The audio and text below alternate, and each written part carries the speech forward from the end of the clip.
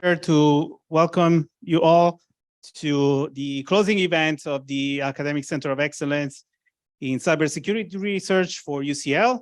So we have a packed schedule with a couple of really interesting invited talks. Thank you, Gianluca and Savvas, for coming in from US and Netherlands for this. And then we have a really exciting panel about security and ethical implications of large language models, kindly moderated by Fabio. Thank you, Fabio. And we have an excellent lineup of panelists. Thank you so much for coming over. So just a few words because I was the director of this center, so I have to say a few words. And I also lost a bet, so I need to say something. Anyway, so right. So the Academic Center of Excellence of Cybersecurity Research, what it was at least, I think since 2012, there was sort of a call for applications for universities to be recognized as, like I said, Academic Center of Excellence in Cybersecurity Research. And Jens, I think, was here. Yeah, he was here. Ran this for a few years until he left UCL, and so the recognition really is sort of a stamp of approval that the university, and not just sort of the information security group or the computer science department, does excellent research in cybersecurity, and that comes with sort of like a network of other centers. So we had conferences, we had a number of sort of initiatives and programs that no longer exist. So we used to have calls for PhD studentships, we had small projects, but overall we had this annual conference where I think at the beginning we were just a handful of universities, and now I think toward the end we got to like 20 plus universities that were recognized as centers. But the current scheme is over. It was supposed to actually end last year, and then it was kind of extended. But today is the official last day of the center in its current incarnation. Is also my last day at UCL, by the way. It's a coincidence. Thank you. But just yesterday, we got an email that there's going to be a new incarnation of the center. We don't know yet the details. I'm not sure exactly if it's going to be in the same sort of nature. But hopefully we can continue this. So over the years, it's been 11 years now, right? So we have organized a lot of events. We have been able to run a weekly seminar series, alternating internal UCL speakers. So we used to have, every time students had like a paper accepted, they will like maybe give a dry run presentation before going to the conference. We had invited speakers, keynote speakers, and thanks Philip and Maria have been running it over the past couple of years. Obviously with COVID, we transitioned online, and now we have some sort of hybrid setting. We also had some retreats. So we've been like a few years ago, we went to Brighton. We spent a couple of days there, and we had a bunch of meetings and activities. We had a blogging workshop a couple of times. Thanks you to Wendy for running that. I think the last one was just yesterday, a couple of days ago. So we've been able really to establish a center. So I think what really is important is that really kind of gave us a way to go beyond sort of the critical mass of information security, computer science people, and really go and involve everybody also in other departments, from crime science to STEP, sort of public policy, to law, geography, electrical engineering.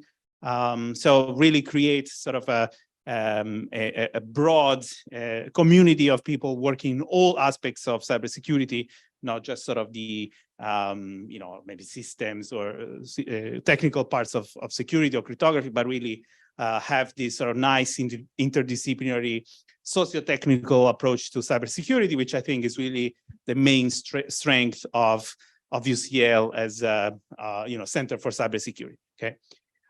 So yeah, hopefully that will continue. I think Lorenzo Cavallaro is not here, maybe it's streaming. If you are, just say something in the chat.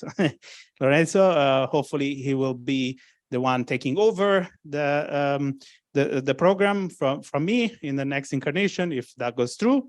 Other than that, like I said, so just a couple of announcements. We don't have a fire alarm drill schedule. So if you do, I mean, we had one yesterday, so hopefully that's okay. So if if you do hear a fire alarm, please just calmly run for your life. And yeah, if you need to use the toilet, we have now unlocked the door, so you can just sort of step out of the room, and there's basically only two doors. One that goes to the street. Don't go there, and go left, and you should be able to find the toilets. We have coffee and cookies. Please feel free to help yourself. So we will have a number of things, and then at the end, I think we'll schedule to finish at 5. So bear with us for almost 3 hours. We'll move upstairs to have a reception. We'll have food, Lebanese food, catered with all dietary restrictions, and some drinks. And so please hang out, and also have great opportunity for me to say goodbye. I also want to thank, last but not least, I want to thank everyone who worked really hard to make these events and many other events over the last 11 years possible. So the team, the professional services team and TSG, so Ed and his team, thank you so much. And Silpa and her team, thank you so much for organizing this, the security guards and so on. So now time to pay my bet. What else can I say? Emiliano, out. So our first speaker today, we're going to have time for the questions at the end, is Dr. Savvas Zannettou. After a PhD in memeology, he has been given a place in TU Delft, and he's also a researcher at the Max Planck Institute, amazing researcher and core member of the iDrama Lab. So please give a warm welcome to Savvas that is going to talk for us today.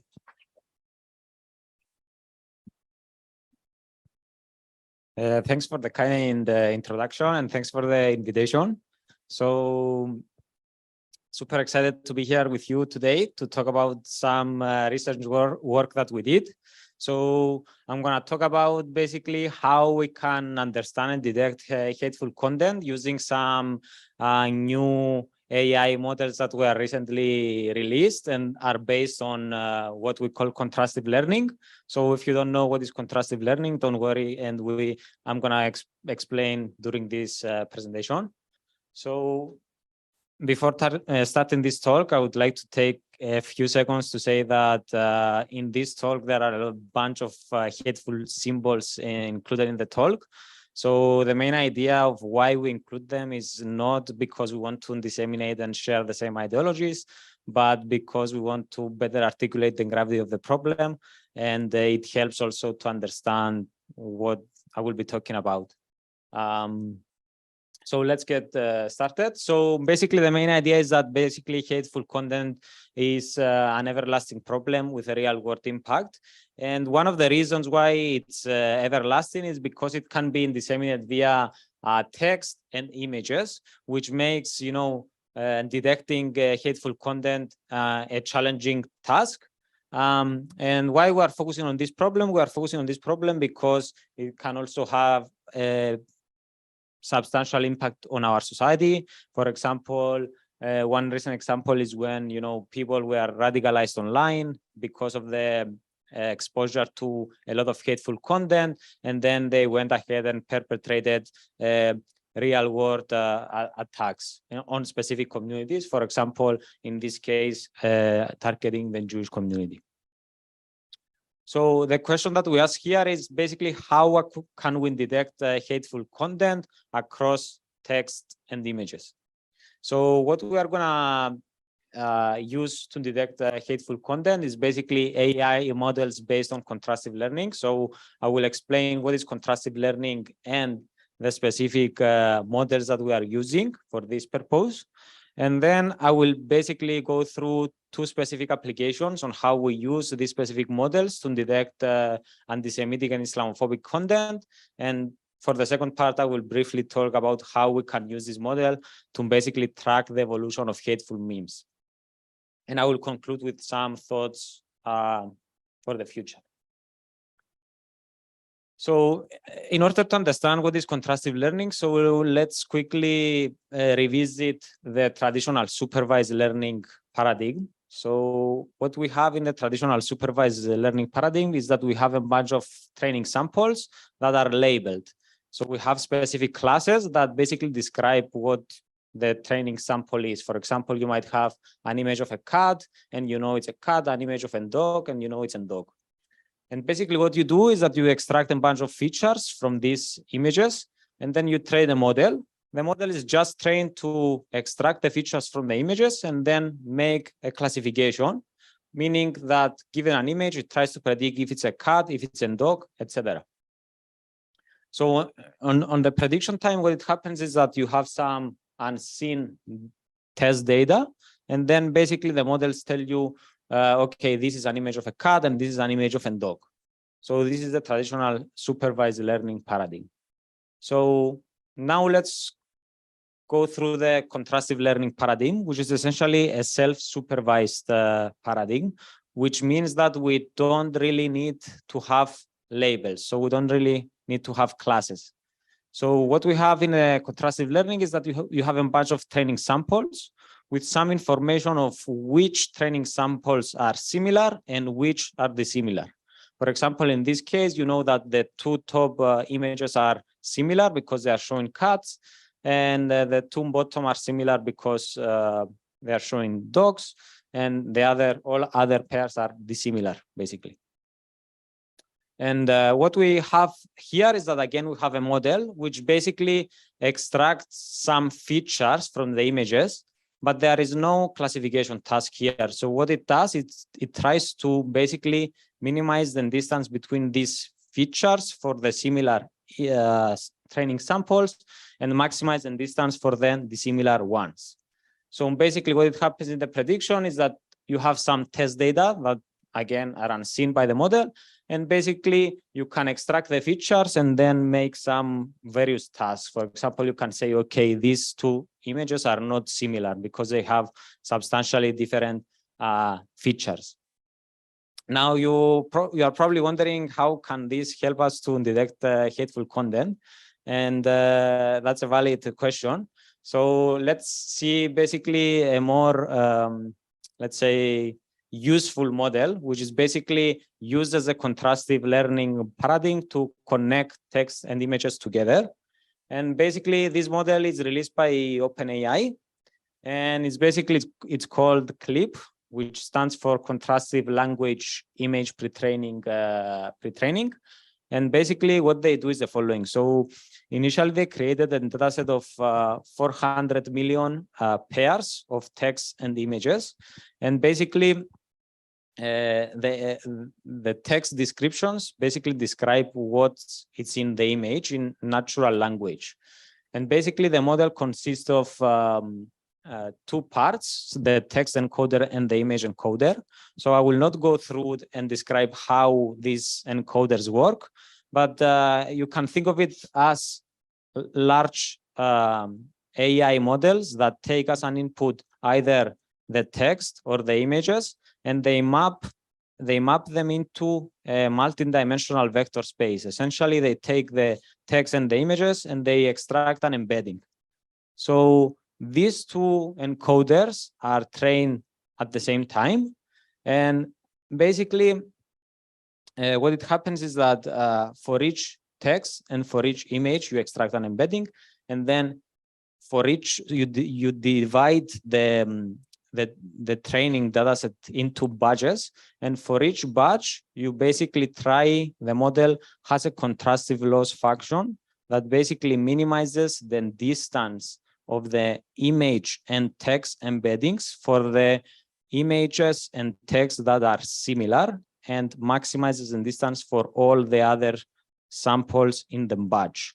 So essentially, after you train this model for the entire data set, you are able to map texts and images to the same vector space. Now, how you can, having trained this model, then you can pretty much use it for various classification tasks. For example, you can do the following. Imagine that you want to classify objects. For example, you want to classify a plane, car, dogs, birds, etc. So you have many classes, right? Then what you can do is that you can create textual prompts. For example, a photo of a, and then you add the class that you want to detect, right? Then you use the trained text encoder, and what you do is that for each of these prompt, you get an embedding, a textual embedding, T1 to Tn. And basically afterwards, you might have, an image that you want to detect what is showing. And what you do is that you use the image and the image encoder, and then you obtain an embedding, in this case, I1. And simply what you do, you simply check which text embedding is more closer to the image embedding, and then you say, okay, this is a photo of a dog.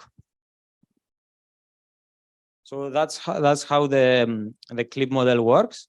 So for the purposes of the studies that I want to talk about, I want to emphasize two properties that exist in these embeddings that are extracted from clip. So the first one is that basically for each, irrespectively of whether the content is text or image, you can get an embedding. The embedding is basically a point in a multi-dimensional vector space. And here I show a simple visualization in a 2D space. And you can see like that if you have the text of cat and an image of a cat, it's close to the vector space, and the same with dog and cat. And the main idea is that if you have something that is hateful and it shows the same thing on text or images, then it will be far away on this vector space, and it can help us identify essentially hateful content by simply comparing the similarities between text and images.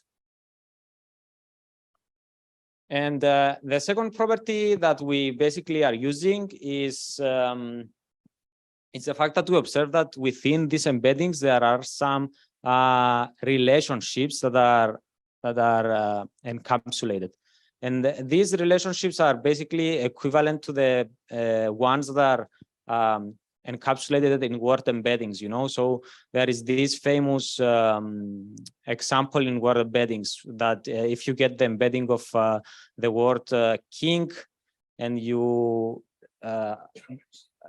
subtract the embedding of the word man, and then you do a summation with the word embedding of woman, and you search for the most similar embedding, you are going to get the embedding of the word queen, which basically indicates that there are relationships encapsulated in the word embeddings. And we basically observe the same thing in clip. So basically here I will show some examples in our 4chan dataset.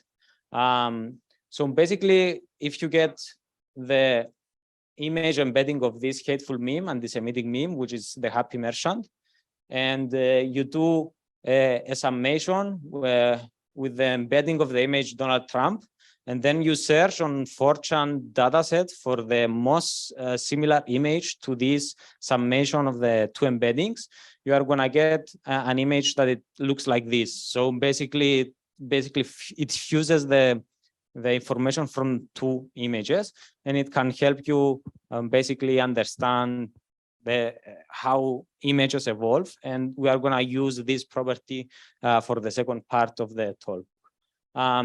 So we also observe that you can do the same thing with subtraction. Basically, if you get the embedding of that image and you subtract the embedding of that hateful image, you are going to get basically something like this, which is the same image but without the happy merchant.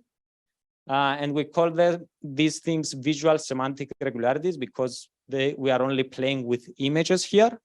but you can also do it across modalities. So basically, if you take the embedding of Pepe the Frog and you do a summation with the embedding of the word Nazi, then you are going to get something like this, which is basically, again, fuses both things.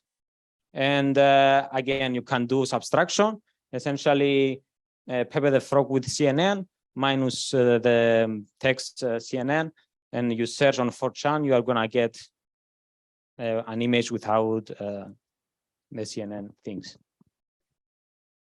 Okay, so these are the two main properties that are used for each of the works that I will present next. So I will start with basically the first work, where we try to understand and detect anti-Semitic and Islamophobic content using this specific model. And this paper was presented last month at ICWSM in 2023.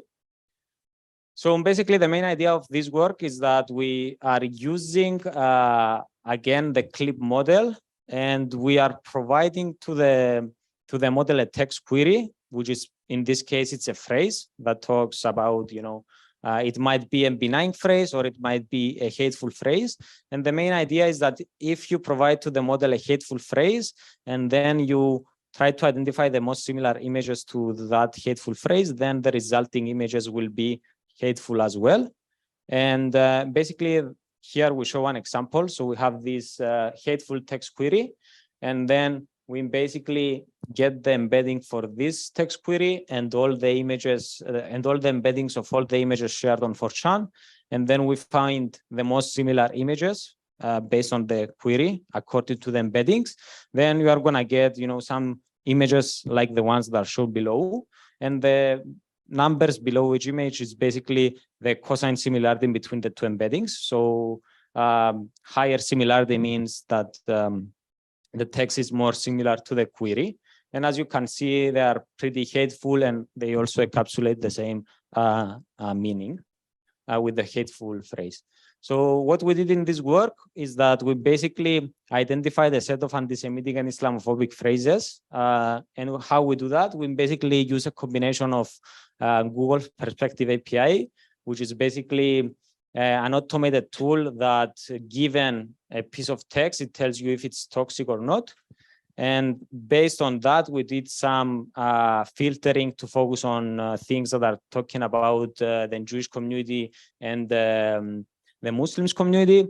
And then we also performed some human annotations on top of that, just to verify that they are indeed hateful, because Google's Perspective API is not perfect and it makes mistakes. And basically afterwards, we use the OpenAI clip with this specific set of anti-Semitic and Islamophobic phrases to identify hateful images. So in total, we have 326 anti-Semitic phrases and 94 Islamophobic. We had almost 6 million images shared on 4chan. It was a period of 1.5 years. And what we do here is we basically select images if they have a cosine similarity above a specific threshold. So, and we found out 15,000 anti-Semitic images and 5,500 images Islamophobic. And to select the threshold, which is in this case is theta, we basically did manual annotations based on some samples of the dataset that we had. And basically, we extracted 2,000 images obtained from 10 randomly selected phrases, and we annotated each one if it's actually hateful or not. And we found out that the best performance is with theta equals 0.3, which means that we treat an image as hateful if it has a cosine similarity of 0.3 when compared to a text embedding that is hateful as well. So we did some basic comparisons with some previous other models that are trying to identify hateful content. The plain clip model performs slightly better than the others, but still there is a long way to go. Specifically, the model has it yields basically a large number of false positive, meaning that there are a bunch of things that are actually non-hateful, but because they are similar, they are considered as hateful based on these simple things that we tried in this work. And basically, one of the things that I want to highlight after identifying these images is that on 4chan, basically, we found out that there is a comparable amount of hateful content that is shared on images and text. So the numbers are comparable, which means that it is important also to study, hateful content using multiple modalities. Okay. So let me move to the second part, which is basically focusing on trying to understand the evolution of hateful memes. Again, we are using the same models, but we are using this second property that I described before. So some motivation for this. So the main idea is that, hateful memes is not like, hateful content is not static, right? So something might happen in the real world that might influence the creation of new, hateful content, and in particular hateful memes. So we are wondering like how we can try to understand and detect this evolution of hateful content. Here I show some examples of, how variants of hateful content can be created. For example, given the anti-Semitic happy merchant, you have multiple variants. For example, the Pepe merchant, which combines Pepe the Frog and the happy merchant, the Trump merchant, which combines Donald Trump with happy merchant, etc. And basically, here we're trying to systematically identify these variants and study their evolution. So this is the example that I showed before. And what we are trying to identify here is that we are trying to identify the hateful meme variants and the influencers. In this case, the influencer is the image that causes the creation of this hateful meme variant. And how we do this? So we start with a known hateful meme. In this case, is the happy merchant. We denote it as E0. And what we do is that we extract the embedding using clip for this image. And we also extract the embedding for all the images that are shared on 4chan. And we simply calculate the similarity in between these, all the images basically with the hateful meme. And we say, okay, if the similarity lies between a threshold that I will not describe how we select, it's all the details in the paper, we say it's a variant. So the main idea is that we don't want to have, we have an upper threshold because we don't want to have the exactly same meme because it will not be a variant and the cosine similarity will be 1. So we cap the upper limit. And we also have a lower similarity, a lower threshold because we don't want to have irrelevant things. So we only select the relevant things. Now, after we identify these variants, then we try to identify essentially the influencers. So how we do that? So we have a known hateful meme again, which is the original meme. And we also have a hateful meme variant. And again, for each image I in our 4chan dataset, what we do here is that we do a summation between E0 and all the images and each image in our dataset. And we calculate the cosine similarity of this summated embedding with the hateful meme variant. And we say, okay, the image with the highest similarity, it's likely to be the influencer. So in this case, it will be this image. So we basically run this methodology for this specific happy merchant meme on 4chan. And we identified 3.3 thousand variants along with their influencers for the happy merchant meme. And we basically did a manual annotation of 100 variants and influencers. And 78% of the identified variants were correct. And for the influencers, it was only 53%, which means that identifying the influencers is a much more difficult task compared to identifying the variants. How much time do I have? Okay. Okay. So what I talked about thus far is related to we used only, whatever we were doing was only with images, right? So we are doing like summation only with images, but we also wanted to try to see if we can do the same thing, but doing across modalities. So the main idea here is that we want to find specific variants that are influenced by specific textual content. For example, in this case, if you do a known hateful image, which is happy merchant plus France, you are going to get this.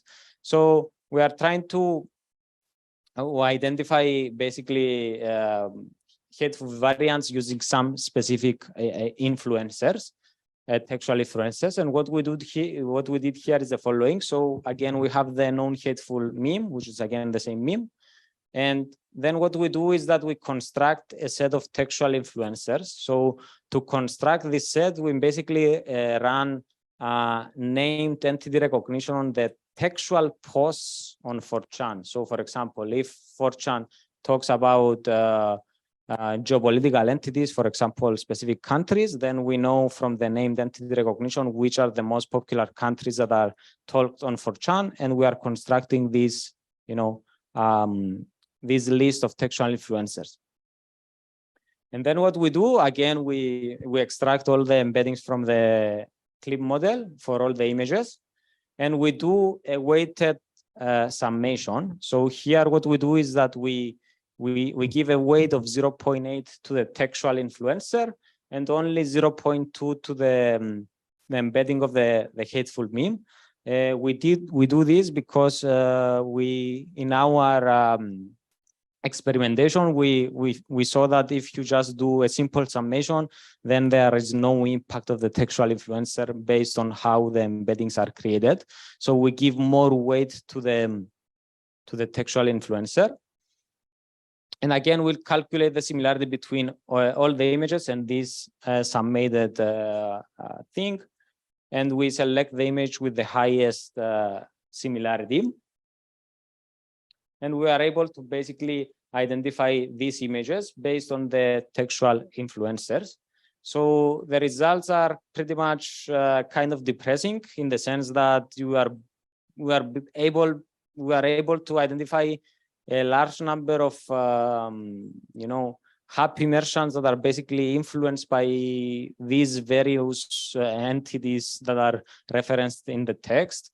For example, you have people like Hillary, Trump, Hitler, Putin, etc., and all share the same anti-Semitic ideology. You have also a large number of different merchants that are basically for each different country and so on. So that's how we use the clip model to identify these hateful variants. And another thing that we believe it's useful is that once you basically identify these hateful variants, then you can do some kind of temporal analysis, which basically shows you how these images are shared over time. And the main idea here is that you can see that there are some spikes, like some specific variants of this hateful meme appears during specific time periods. For example, let's see the example of Trump merchant. You can see that almost all the appearances of this hateful meme are during a few days. And this basically coincides with the event where Trump bombed Syria. And basically what happened is that 4chan said that he attacked Syria because he's controlled by the Jews and so on. So you see that how these things are basically shared on 4chan. Whereas if you compare it with Hillary is shared consistently over 4chan. So to summarize, what we found out is that basically the clip model can play a role in identifying hateful content. So we observe that the model is kind of powerful and it can be used for various stuff, including identifying the hateful content. So we did this basically framework that basically allow us to study the evolution of memes. We focus only on hateful memes in our study, but we believe that it can be used for also other kind of memes. And And we envision basically these words to be used to assist moderators in an automated way. So the main idea is that you can use these AI models to flag potentially hateful content, and then human moderators can act upon it. So to conclude, I would like to spend some minutes about what's next. Yeah, from here, it's an uphill. So there are a lot of things going on right now, especially with, as you know, with these all these AI models and so on. So the main idea is that these AI models are becoming increasingly popular. Specifically, we have models that are, recommending content. For example, on TikTok, everything is, recommendations thus far. And also you have these AI models that are basically generating content. For example, ChatGPT or Midjourney or Stable Diffusion that are basically generating these images. So there are a new set of challenges that arise, and I would like to talk a little bit of what we are trying to do in this space. So for the AI recommendation systems, basically the motivation is that we are observing a shift from social network-based feed, which basically whatever you saw on social networks was based on who you were following in the past, but now we are moving towards more like algorithmically driven social feeds. Basically, for example, on TikTok, whatever you see is recommendations, right? Because the vast majority of the content that you see is based on a recommendation algorithm. So there is basically a lot of concerns about how these algorithms can potentially drive people towards, potential extremely extreme or sad or such content, and also how it can lead to online radicalization.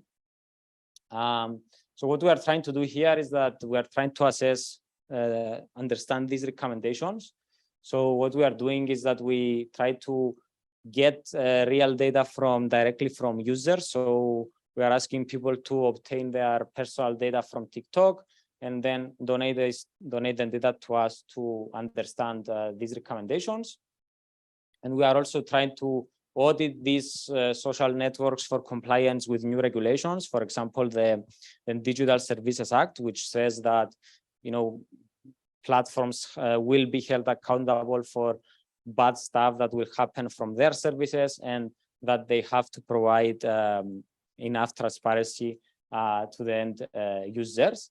So for the transparency part, for example, TikTok started providing video explanations on videos on basically why they are recommending specific videos. I will not talk about this, but our preliminary results say that basically these explanations are, let's say, not very accurate. For example, the video is popular in your country. It appears in all the videos. And also we did some basic stuff with some random bots that don't do anything, and they don't engage with the videos. And then you get, for 34% of the videos, the explanation, you are watching this video because you commented on previously similar videos, but the bot didn't comment on anything. So it's not very accurate.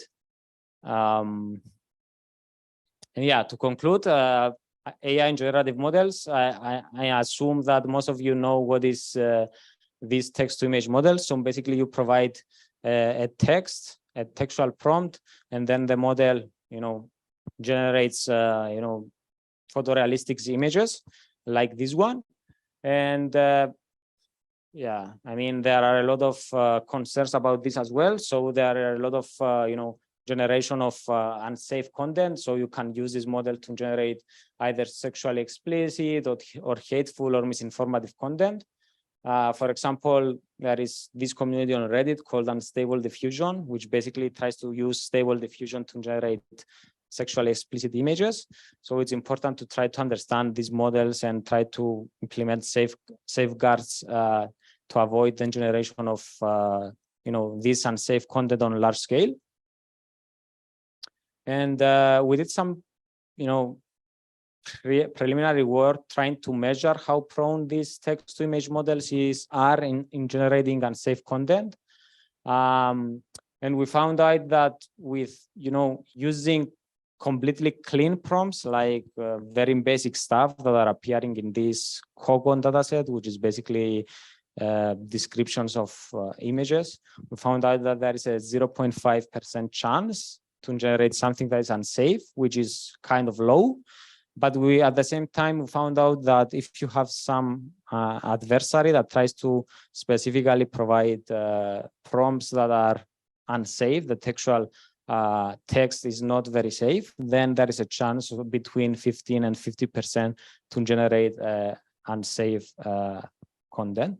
So I think in the future it's important to study these problems as well. Yeah, and with this, I would like to acknowledge my co-authors. So of the works that I presented in these slides, so most of the credit should go to them. And with this, thanks for your attention.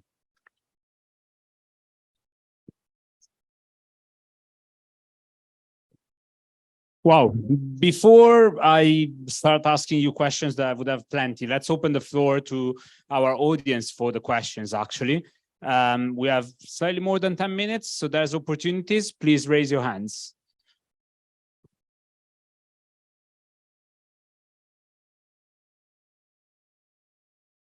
Any question? No? Okay, yes. During the Middle Ages, cats were almost extinct in Europe. So seeing your first pictures, it seems your tool is very nice to find people who are looking at cats today. Now you could say evidently this is very, very old-fashioned. However, if you look what's going on in Australia today, they regard cats as dangerous because they are catching basically animals that are natural to Australia. And they already have, I think, more than 30 species that got extinct, and they blame cats for that. So can you use your tools to find out who is actually looking at cat images in Australia? Thank you.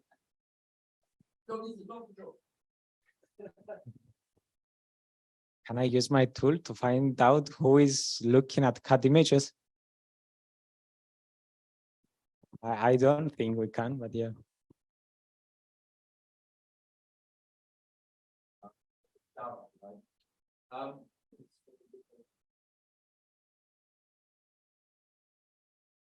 Have you asked your ethics committee or IRB about using OpenAI products? Yes. Because there are legal issues, let alone with the data they've used to train them. So CLIP must include similar things to the other OpenAI stuff. And I would worry about that in future. To get publications, you may find there will be barriers if you use that and you say these are the tools we use. But has anyone tried this? Check with your ethics committee whether it's okay. Just raising it, it should worry academics and probably industry people too. Yeah, there are different rules in ethics depending on countries and so on, but also there's a question related to which type of application is used in OpenAI, not just because of the training, but also because of depending on which application is used and how there are different data that is.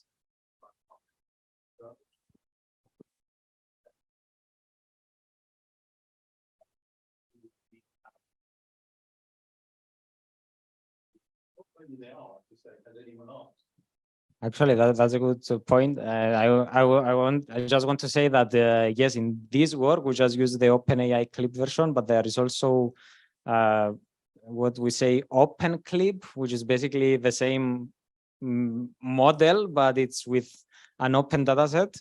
Again, I mean, there are also ethical stuff there, but whatever you use with these AI models, the ethics will be there. So yeah, I don't have any experience with that, but yeah, that's a good point.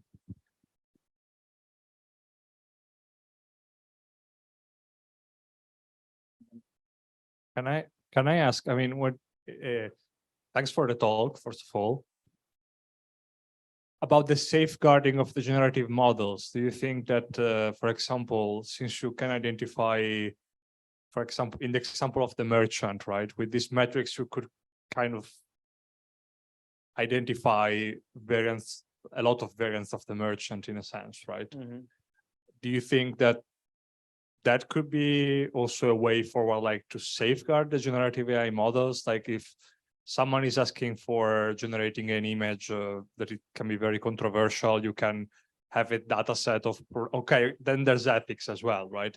But you may have a data set of problematic images and you verify how distant it is, and then you maybe block the generation. Do you think it's something? So actually that's already happening, let's say. For example, these most popular generative models, like, I don't remember which one, like Stable Diffusion has this safety filter, which is basically if you provide something that is controversial, meaning that I'm trying to generate something that is, you know, trying to generate political content or something that is hateful, it blocks the generation altogether from the beginning. But the problem there is that, again, you have a lot of things that are missed. So it leads to generation because the safety filter doesn't work well. But going to the other part of your question, so with this methodology to identify merchants, it's actually an open research thing to see if, you know, this methodology can be used to identify also AI-generated images, because up to now what we tried, it's everything was basically images that were shared online by real users. So we don't really know if it generalizes onto these kind of images. So that's a good point, though. Thanks. My question is almost answered, because I was going to ask about this. And perhaps I can add that whether you have thought about a commercial application of a tool that kind of take this method to enable lay users to detect and identify hateful content, or what said, like whether it's human generated or AI generated content, and that perhaps could be targeted particularly with sexually explicit content and particular APIs that fit within AI generated tools. Yes, that's also a good point. And what we saw is that the model is pretty general, so it has general knowledge, so it can basically be used for all these kind of things, like sexually explicit things. So actually in the future, someone or we can basically design some kind of tool that basically allows people to define their data set of images or text, and then design specific prompts. For example, I want to find sexually explicit or specific sexually explicit stuff, and then identify the most similar things and then annotate on top. But yeah, that's definitely a good direction. Thanks so much for the talk. I wanted to ask about the quality of the embeddings. So if you have played around with maybe new known, but there actually be unknown hateful memes, or like new slang language and that kind of stuff, which maybe the model was not played on. So have you tried with maybe like fine tuning the OpenAI clip models? Maybe that's impossible in this case. But yeah. And with respect to the temporal graph, that would be very interesting to observe. So that's a good point. So if you try to input language that is slang and it's used on specific communities that it's not in the training data set, then this will not work. It will not, no, it will work, but it will not be as effective as it's with the other language. But we tried for some other work to basically fine tune clip. It is possible, but the problem there is that you have to figure out a way to have the mapping between the image and the text, right? So what we did in the past, which is not a very good solution, is to basically on 4chan you have a post that has an image and the accompanying text, and we make the assumption that the image is what the text is about. So this is a very simplified assumption that in many cases it doesn't hold, but we used it and we observed slightly better performance when we were inputting stuff about 4chan. So it is possible, yes, to fine tune and increase the performance using this.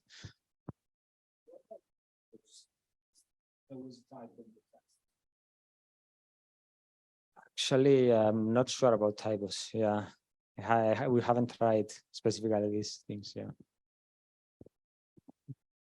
Hi, thanks for the great talk. So I wonder whether you have talked about collaborations with social media companies such as Facebook and TikTok, because I know that these companies, they have a large integrity team who really cares a lot about the detection of harmful images.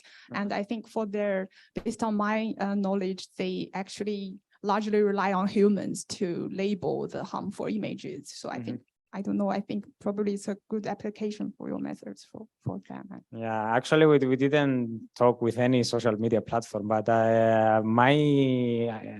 what I expect is that they kind of using some sort of automated tools as well. I don't know what exactly they are using, but in social media platforms, usually they have these automated tools and then they flag things for human annotators.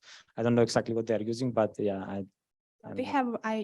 anyway, it's just based on my personal knowledge. They have all the machine learning tools to filter out those images, but then I think probably more than half of the images still fall into the human judgments. So they have a decision tree, not the decision tree algorithm, but still the decision procedure. Like, I mean, the automation part is a part of the procedure, but still human judgment is a lot in there.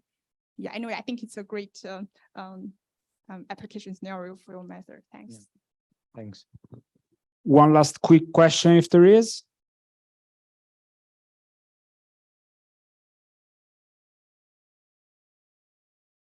Thank you for the talk. You mentioned you had better performance in detecting the variants of the hateful meme, but less so of the influencers.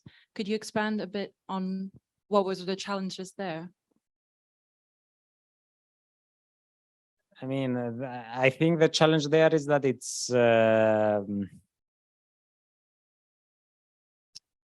so the challenge is the following. So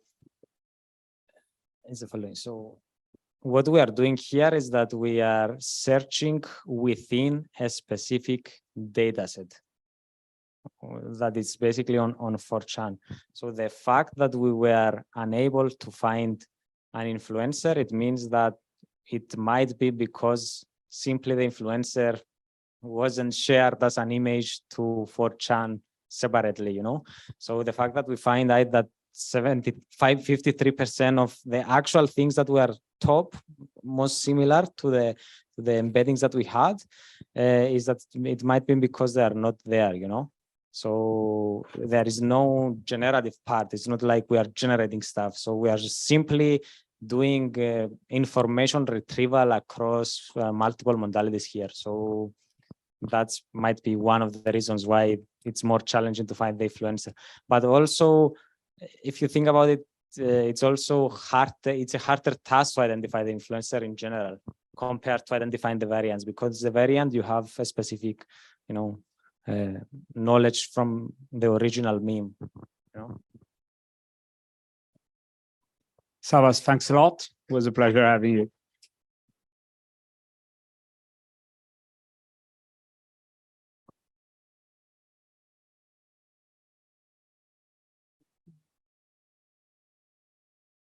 Okay, next we have Dr. Gianluca Stringhini, Associate Professor at Boston University, one of the legendary founders of the Drama Lab.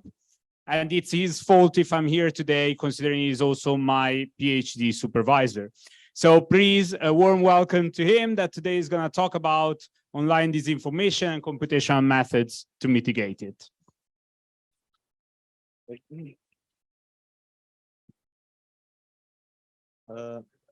All right. Thanks, Enrico, for the introduction, and thanks for having me here today. It's great to be back and present you what I've been doing with a bunch of my collaborators, including Emiliano and Savvas, and my students on essentially better understanding the problem of online disinformation and develop mitigations for that. So to give you an overview of my research and what I do, pretty much everything I do is data-driven. So I collect real-world data sets from a number of sources. In this talk, I will focus on social networks. So we mostly deal with APIs.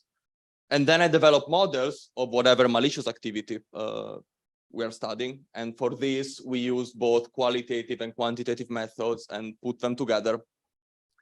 And eventually we come up with solutions.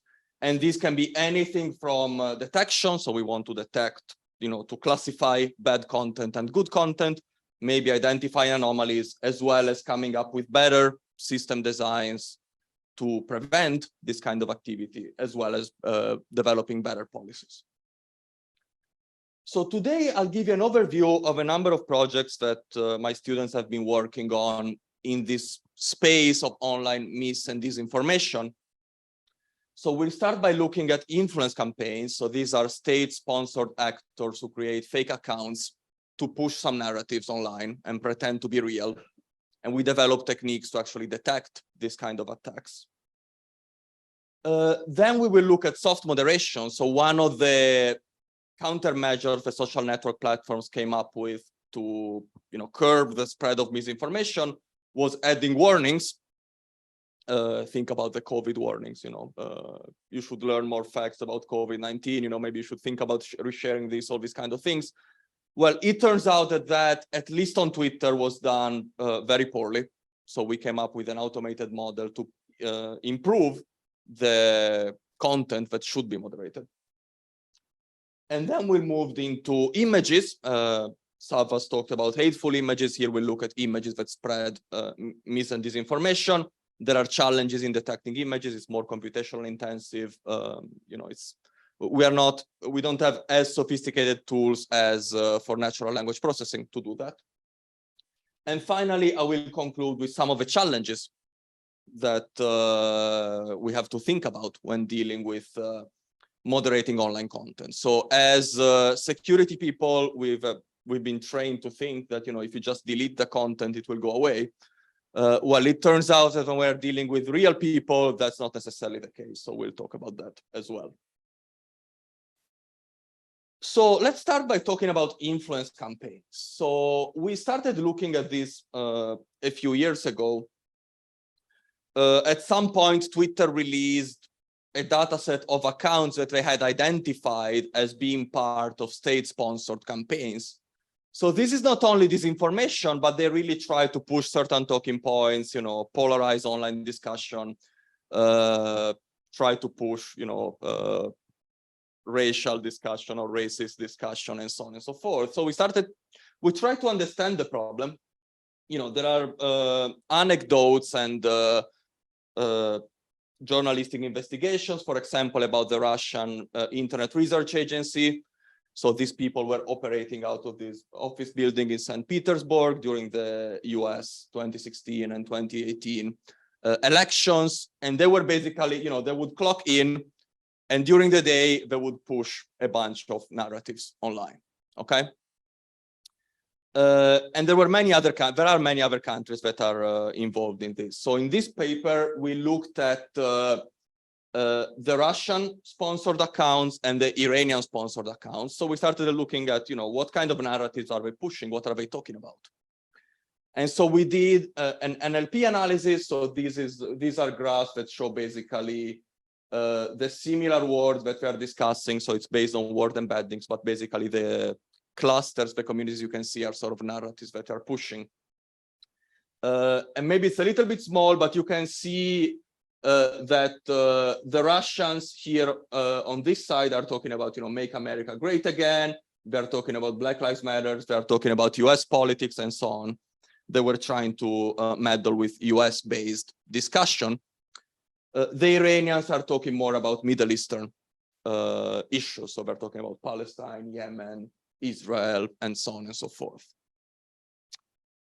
By looking deeper into our data set and other data sets, so we also looked at the data set that was released by Reddit. So these were Russian-sponsored Reddit accounts active during the US presidential campaign. So we found that basically these accounts were trying to appear legitimate, and they were engaging in conversations with each other. And these conversations were designed to sort of polarize discussion. So this is an example where somebody posts a link about a controversy between President Obama, the Obama administration, and Turkey, and so on and so forth. And here you see someone who was identified as a troll that is talking about it. You see somebody. Sorry, this one was identified as a troll by Reddit. This one was later identified as a troll by us, and so on. But you can see how they are arguing with each other. There are people who take, the more anti-Turkish racist side, people who try to defend it, and so on. And the idea here is that a real person would come in and, become part of this polarized discussion. And they do it across a number of topics. But so this is interesting because this shows that these accounts interact with each other, talk with each other, and possibly talk about topics that, real people, at least initially, don't talk about. So we started analyzing these accounts in more detail, and we find that, if we look at how they interact with each other, how they comment with each other, and so on, it's more likely that two accounts that belong to the same influence campaign will interact with each other, will comment on each other's posts, and also will post messages with the same title more than regular accounts on those same subreddits. And here posting a message with the same title is sort of a byproduct of how Reddit works, because on Reddit you will post a news article and the system will basically pull the title of that news article automatically. So we're not talking about spam accounts just posting the same message over and over. It's just that they were trying to push the same news article over and over. But basically, we can use these observations to automatically detect accounts that we think belong to influence campaigns as well. So we developed this system called Troll Magnifier, which was published at Auckland last year. And the idea here is that if we know that a few accounts are malicious, belong to influence campaigns, then by looking at this and other accounts, whoever interacted with them, we can find more accounts that are likely to belong to the same campaigns. So we developed a set of features looking at how they interact with each other, what are they talking about, and all of that.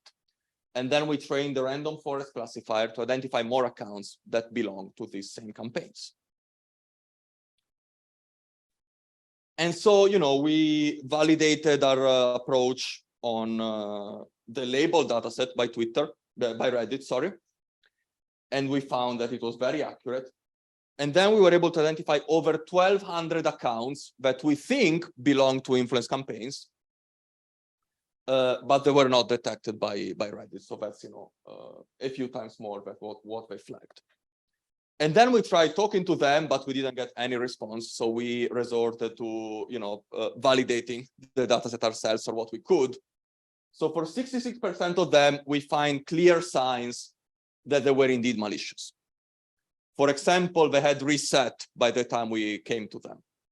So, they had removed some of their posts and so on, which is a typical tactic of malicious accounts and accounts involved in influence campaigns. So creating accounts is expensive, it's easy to be detected, and reputation is, takes a while to establish.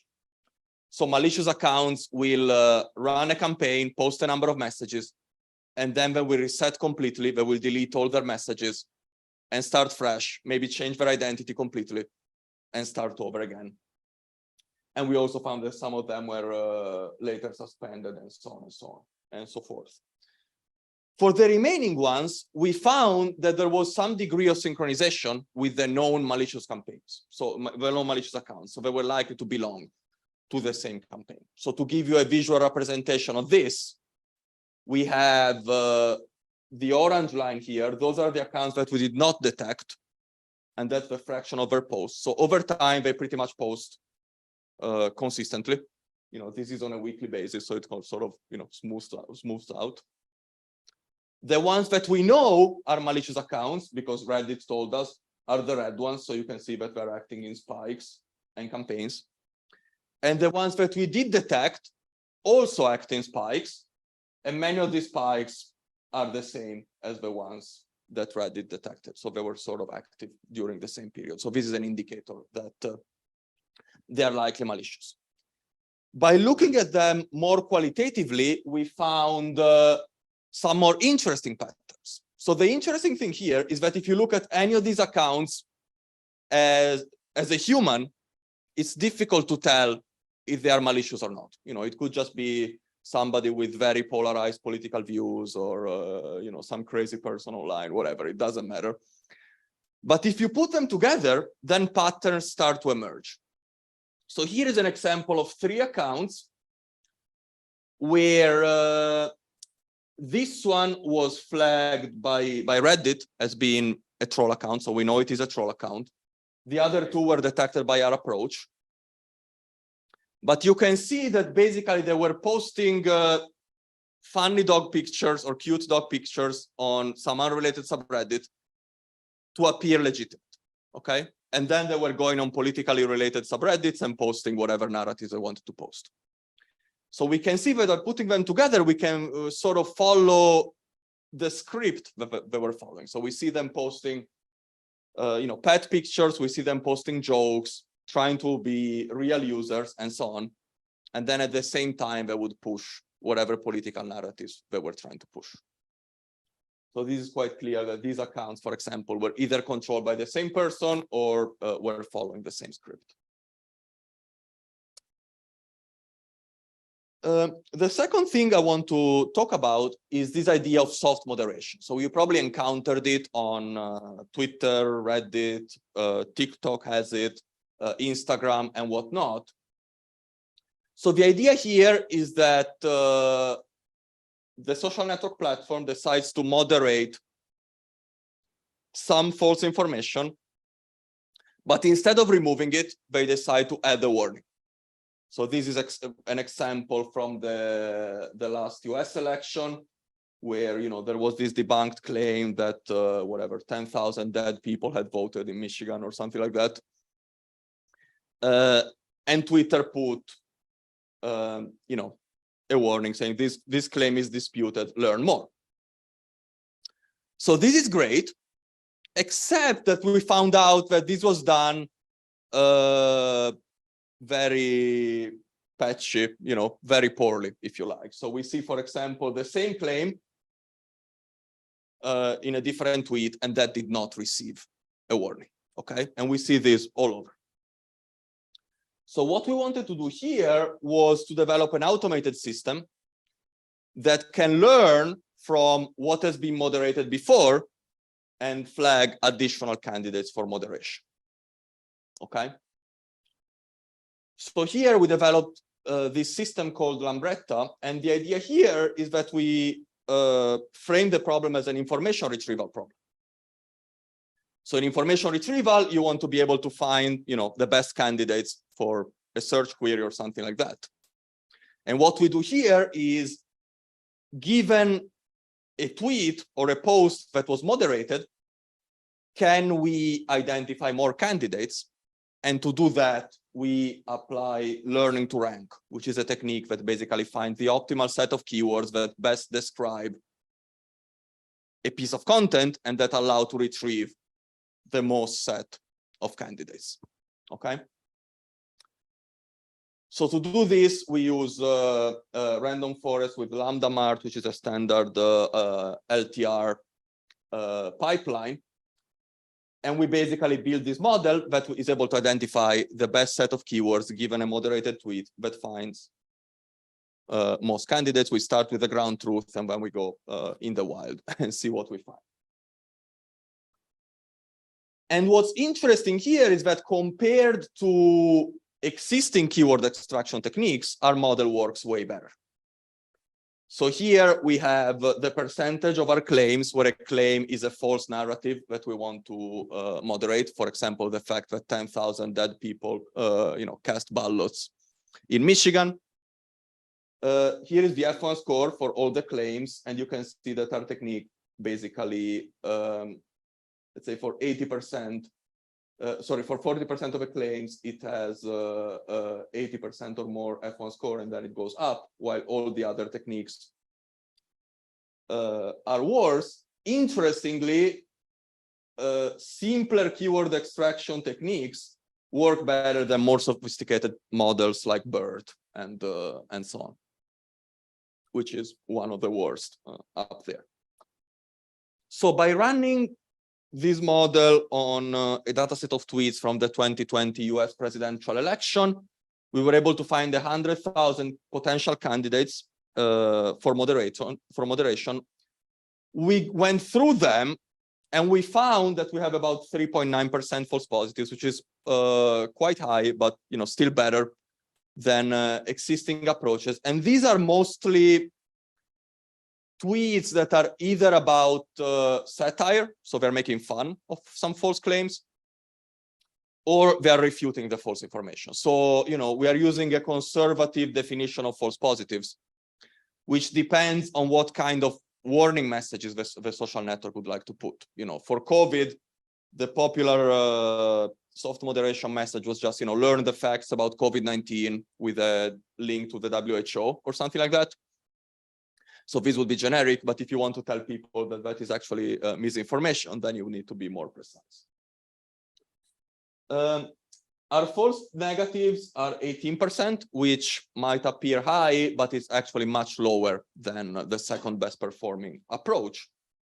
But what is interesting here is that compared to Twitter, we flag way more content. So Twitter only flagged 4.3% of the tweets identified by our approach, showing that this kind of automated techniques would actually help them a lot in performing soft moderation. And since the recent Twitter takeover and so on, all these kind of things went away, so there are no warnings anymore. But this could work on other social networks or on Twitter in the future, and so on. Next, so I talked about text so far, textual information, NLP techniques, and so on, but actually false information is not only textual. And, Savvas gave a great overview of hateful online content, but actually we have a lot of disinformation and misinformation spread through images as well. So we see images that were altered. So this is the original image, and somebody altered the text to make, an anti-BLM or a racist point.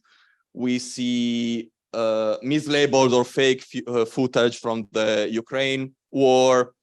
We see, screenshots of newscasts that are actually spreading misinformation, being posted online, and so on. So the question is here, how do we keep track of this, and how do I flag content that should be moderated? So this is challenging because dealing with images is much more difficult than dealing with text. But we've developed an analysis pipeline where basically at the core, we are based on perceptual hashing. So we take an image and we convert it into a hash. So we split it into quadrants, and then we concatenate them. And the idea is that two images that are similar, we return a similar hash. And then, comparing millions of hundreds of millions of hashes is slow. So we put them all in a vector database, which is optimized for machine learning applications. And in particular, it's optimized for vector applications like, BERT and vector embeddings and things like that. This makes our queries much faster. Then we group together images that are similar, and then we run further analysis. And in particular, we are interested in images that have been fact-checked and debunked as false. So we work with fact-checkers. Snopes, is one of the most popular ones, but we also work with PesaCheck, which is a fact-checking organization based in Africa. So it's focused on African misinformation targeting African countries. And our system is reasonably fast. So we can query, 200 million images in 0.2 seconds. And this is on a regular workstation. So it's nothing, heavily optimized and so on. So, we could probably be even faster than that. So we published a number of papers in this vein, looking at various types of misinformation. I want to focus on the latest one, which will appear at CSCW later this year, where we looked at image-based COVID misinformation. This was early in the pandemic. And what we did here, when the pandemic started, we started looking at tweets about COVID. So we looked at hashtags, typical COVID-related hashtags, and we do the snowball sampling around it, found more. We came up with a dataset of 2 million tweets. We extracted the images from there. We downloaded the images. And then based on perceptual hashing, we grouped them together. Now, the issue there is that we did not know what was misinformation and what wasn't. So in our previous work that I didn't talk about in detail, we've dealt with fact-checking organizations, but fact-checking organizations are typically focused on real images, so images that are, from a real scene or the news and so on. While when you just look at images online, you see a lot of memes, you see a lot of altered images and so on. So what we did here, 2 of my students developed a code book and annotated all these images, and we had long discussions agreeing what was false information and what wasn't, and so on and so forth. And then we further analyzed these results. And just to give you an idea of what we saw, so you find what you probably have seen or what you can imagine. We have conspiracy theories about whatever, Bill Gates wanting to implant microchips in you with the vaccine. We see images talking about false cures from either newscasts or just textual and so on. Something that's interesting, so we looked at Twitter accounts, and many Twitter accounts would self-identify as a Democrat or Republican. So we found Republican users, we see a lot of conspiracy theories about COVID, whether it was a bioweapon or, it was released during election year for, to whatever, meddle with society and so on. But interestingly, we also find false information shared by Democrat users. But that kind of false information is very different. So it's either information that's sort of downplaying the US government's response to COVID. So, this might appear to be real, but actually it wasn't real. So it's still misinformation. Or we see a lot of satire. So we see, this is a fake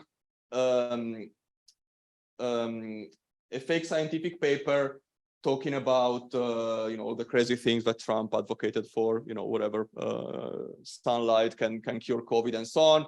And the authors are actually characters from popular medical dramas and so on. But this highlights some issues that we have when we are flagging this content. So these kind of models are unable to identify, what is satire, what is supposed to be taken as true or not. So in general, what we find is that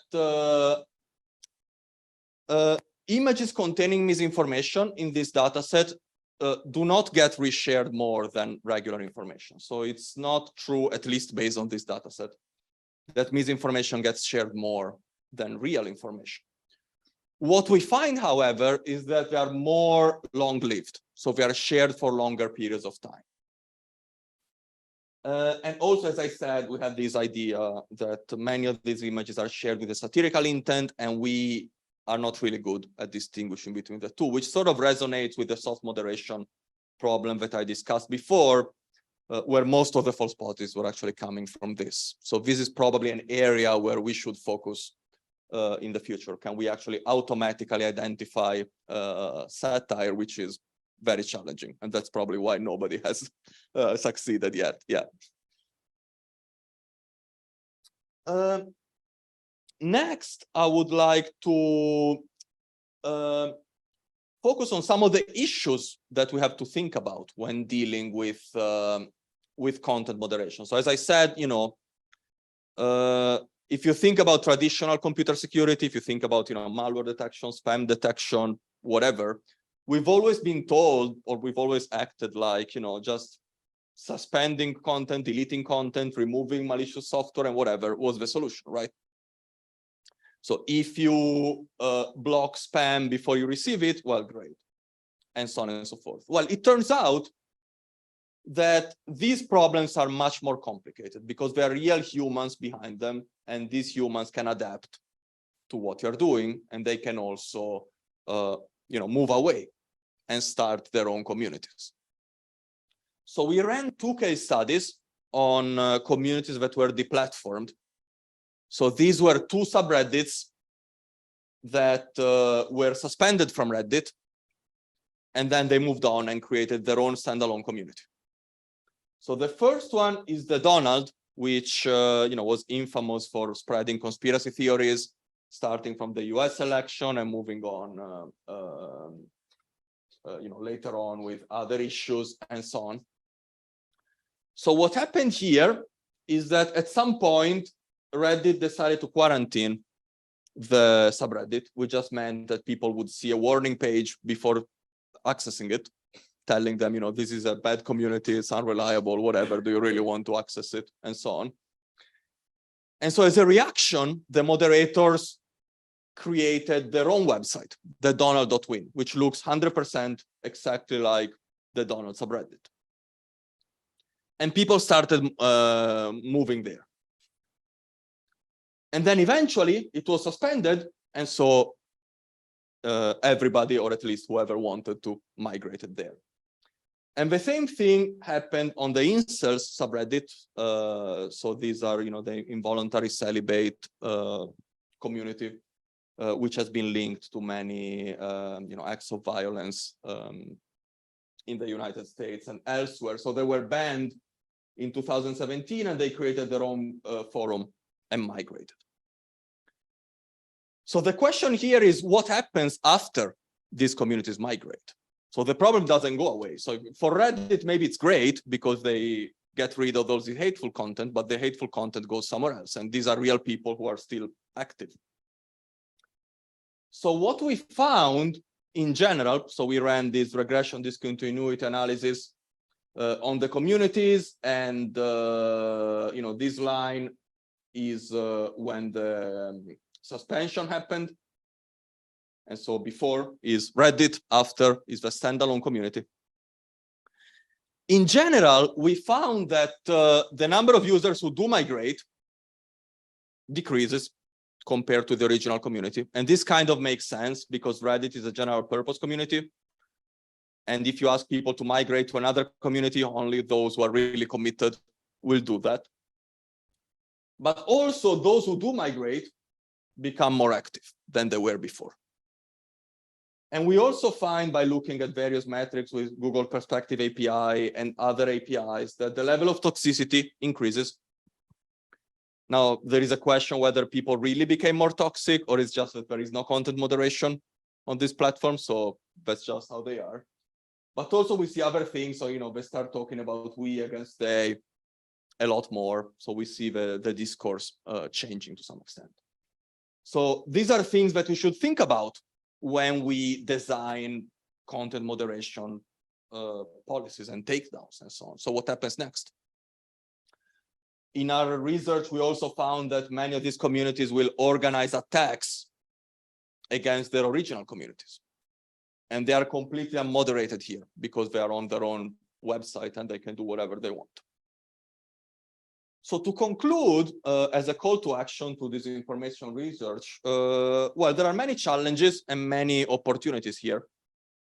So I think that going forward, this information research should consider what's the effect of inauthentic accounts on online discussions. So not only real accounts spreading misinformation, but also false ones, and what are the connections between the two. The subtleties of online content when making moderation decisions, so this idea of satire and refuting misinformation, and how do we deal with that effectively. The effect of different modalities, so we talked about images, but what about videos? It's even more challenging looking at videos in an automated fashion. And finally, the unintended consequences of mitigation strategies. So if people move away out of sight, but they keep doing what they've been doing, well, what happens next? There are also big concerns of people radicalizing, and become more extreme because of these online communities. And with this, I thank you, and I'm open to questions.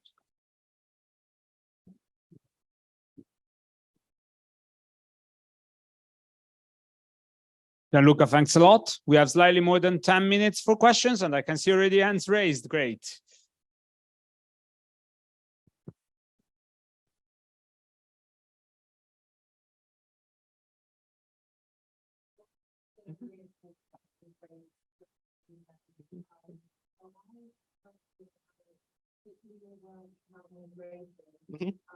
That's very interesting. I wonder, did you track the movement of individuals from certain subreddits to forums? And if so, how did you facilitate that? Because obviously there's, there are some issues logistically, and I guess perhaps tracking individual activities across different platforms. So I'd love to learn more about Yes, we did some experiments with that. It wasn't in our main results.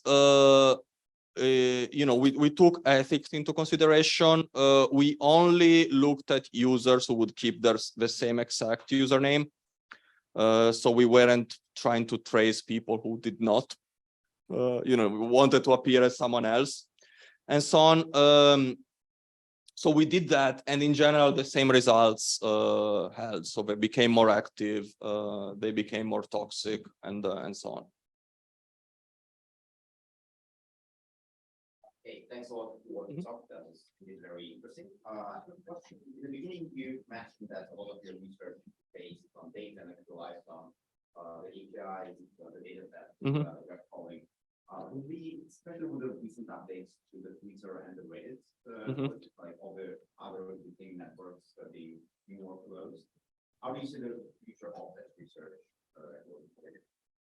Yeah, that's becoming more and more challenging. So there are still, we lost access to the Twitter API earlier this week. So that was, after whatever 14 years or something. That happened. Other platforms are becoming more stringent in what they allow you to do on their platform. So you typically need to apply, including Reddit, you need to apply for access. So we are doing that. We got access to TikTok to work on content moderation recently. They're happy with that, and so on and so forth. I think to some extent it's it's something to be expected that these platforms want to know what you're doing with their users' data and all of that, and checking if you're complying with their terms and all of that. So yeah, we keep doing what we're doing. We're just looking at the moment slightly different platforms and so on.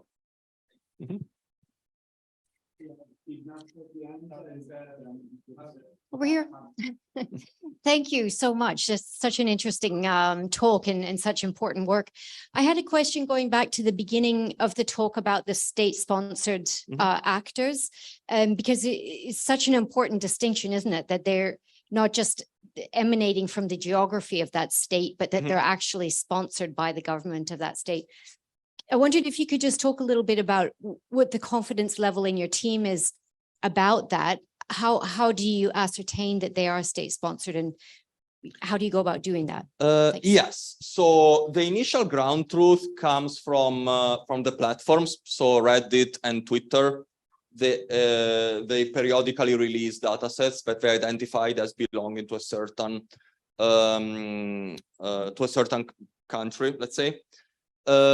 We do some sanity check for what we can, to see if that appears to be legit, to be real or not. Sometimes there are just accounts that are pure spammers. They look like pure spammers. So especially on Twitter, we filter them out.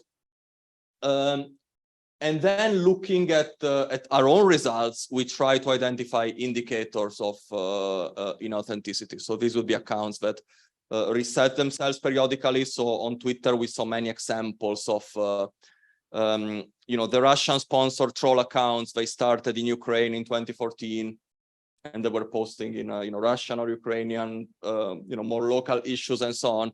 Then they reset, and the same accounts became, either Brexit figures in the UK or, conservatives in the US or whatever. So that's a clear indicator. So we try to identify indicators there, but obviously we cannot be 100% accurate. Hi, Gianluca. Thank you for the presentation.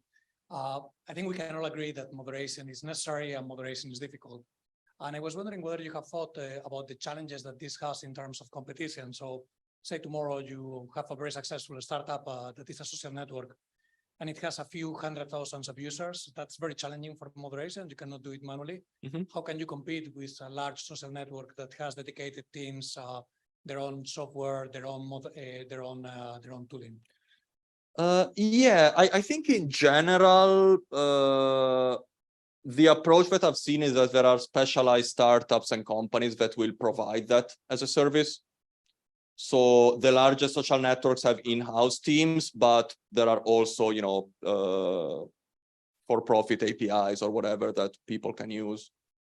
So that's quite popular in various spaces, not only disinformation, but only, cyberbullying or child protection and things like that. Yeah. You have one question from before. Sorry, guys, trying to keep an order in the hands I see. Thank you for the excellent talk. My question goes to the stylistic and aesthetic elements of the content analysis that you deploy in using the perception mechanism, but also I was wondering what other measures you have. There is a clear, with conspiracy theories and the spread of that kind of strand of and genre of misinformation, and there is a certain aesthetic as well that is the progressive versus conservative, or populist versus critical, if you like. And it clearly, with satire, there are certain indicators that are a bit different from memes. I mean, there's elements in of satire in memes that are not necessarily negatively and need to be moderated, but they're kind of try to kind of raise awareness, if you like, and kind of act as counter-publics, alternative media and so on. With the examples that you had with the journal paper, for example, it was very clear to any literate person that this is a satirical and not intended to be factually correct. So I was wondering what are the measures that you deploy in order to kind of, and if you have thought about conducting a more systematic, stylistic, aesthetic kind of genre-based and discursive analysis. Yes. So we had some work. We looked at stylistic elements of memes and things like that. That is very difficult to automate. So we mostly did it on at a qualitative level, which was very insightful, but it's more difficult to implement for an automated content moderation. But in the future, that could be definitely something we could look into. We have questions towards the end. You said that you think it's rather easy to distinguish state-sponsored misinformation, disinformation from other one. And I strongly disagree. So if you look at the news the last 48 hours, Netanyahu spoke out and basically against Biden, trying to make a deal with Iran. So if you look from Israel's viewpoint, they have Mossad, they have hackers. So they basically have shown what they can do inside the country of Iran. So for them, it's easy to just hack a few computers from the Iranian government, also inside the country, to have computers, and from there start basically send disinformation.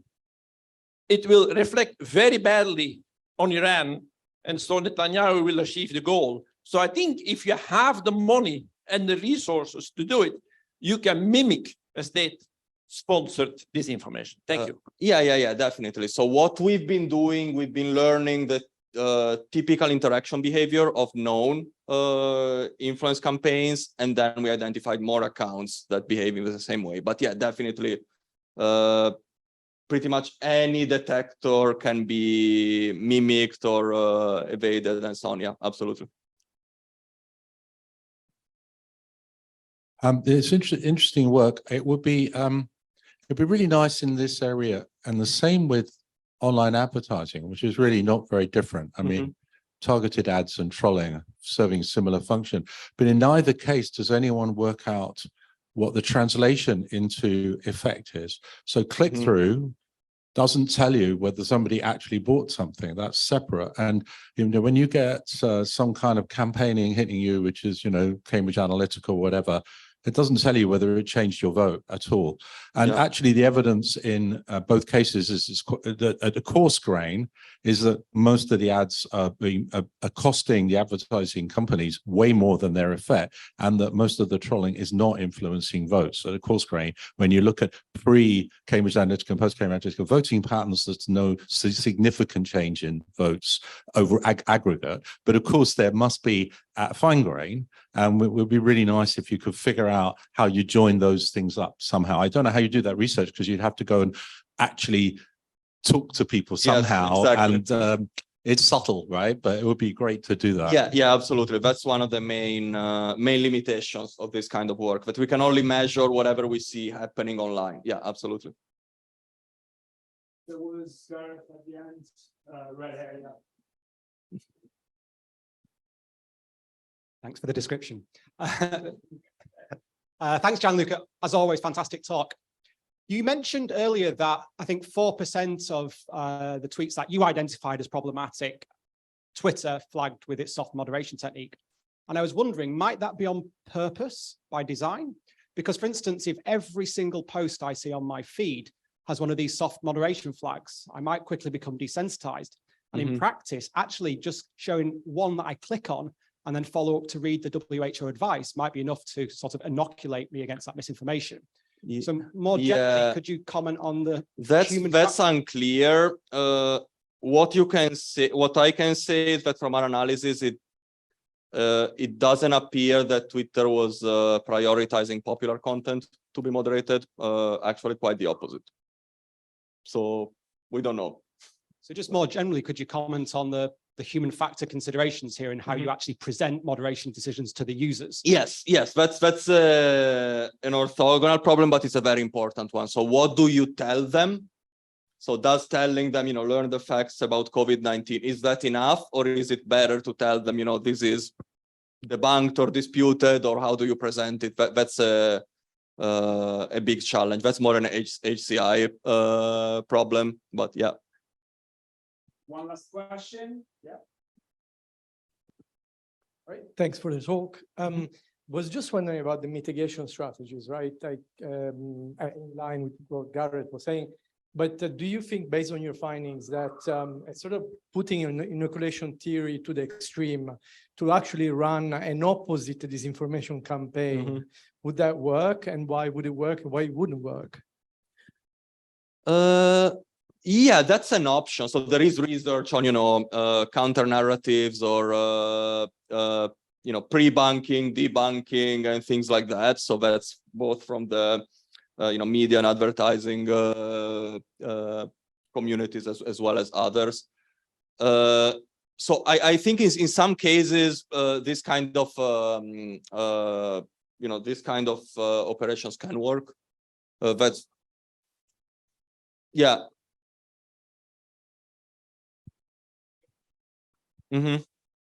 Yes. Yes, that's the pre-banking. So I will tell you that you know you might be exposed to some false information about whatever, and then once you see it, you don't fall for it anymore. Yeah. So please thank Gianluca again. Right.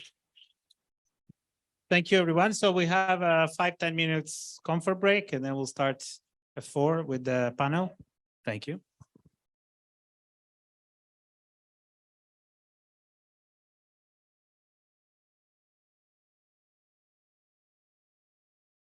Pierazzi from King's College London. I will be moderating the panel today.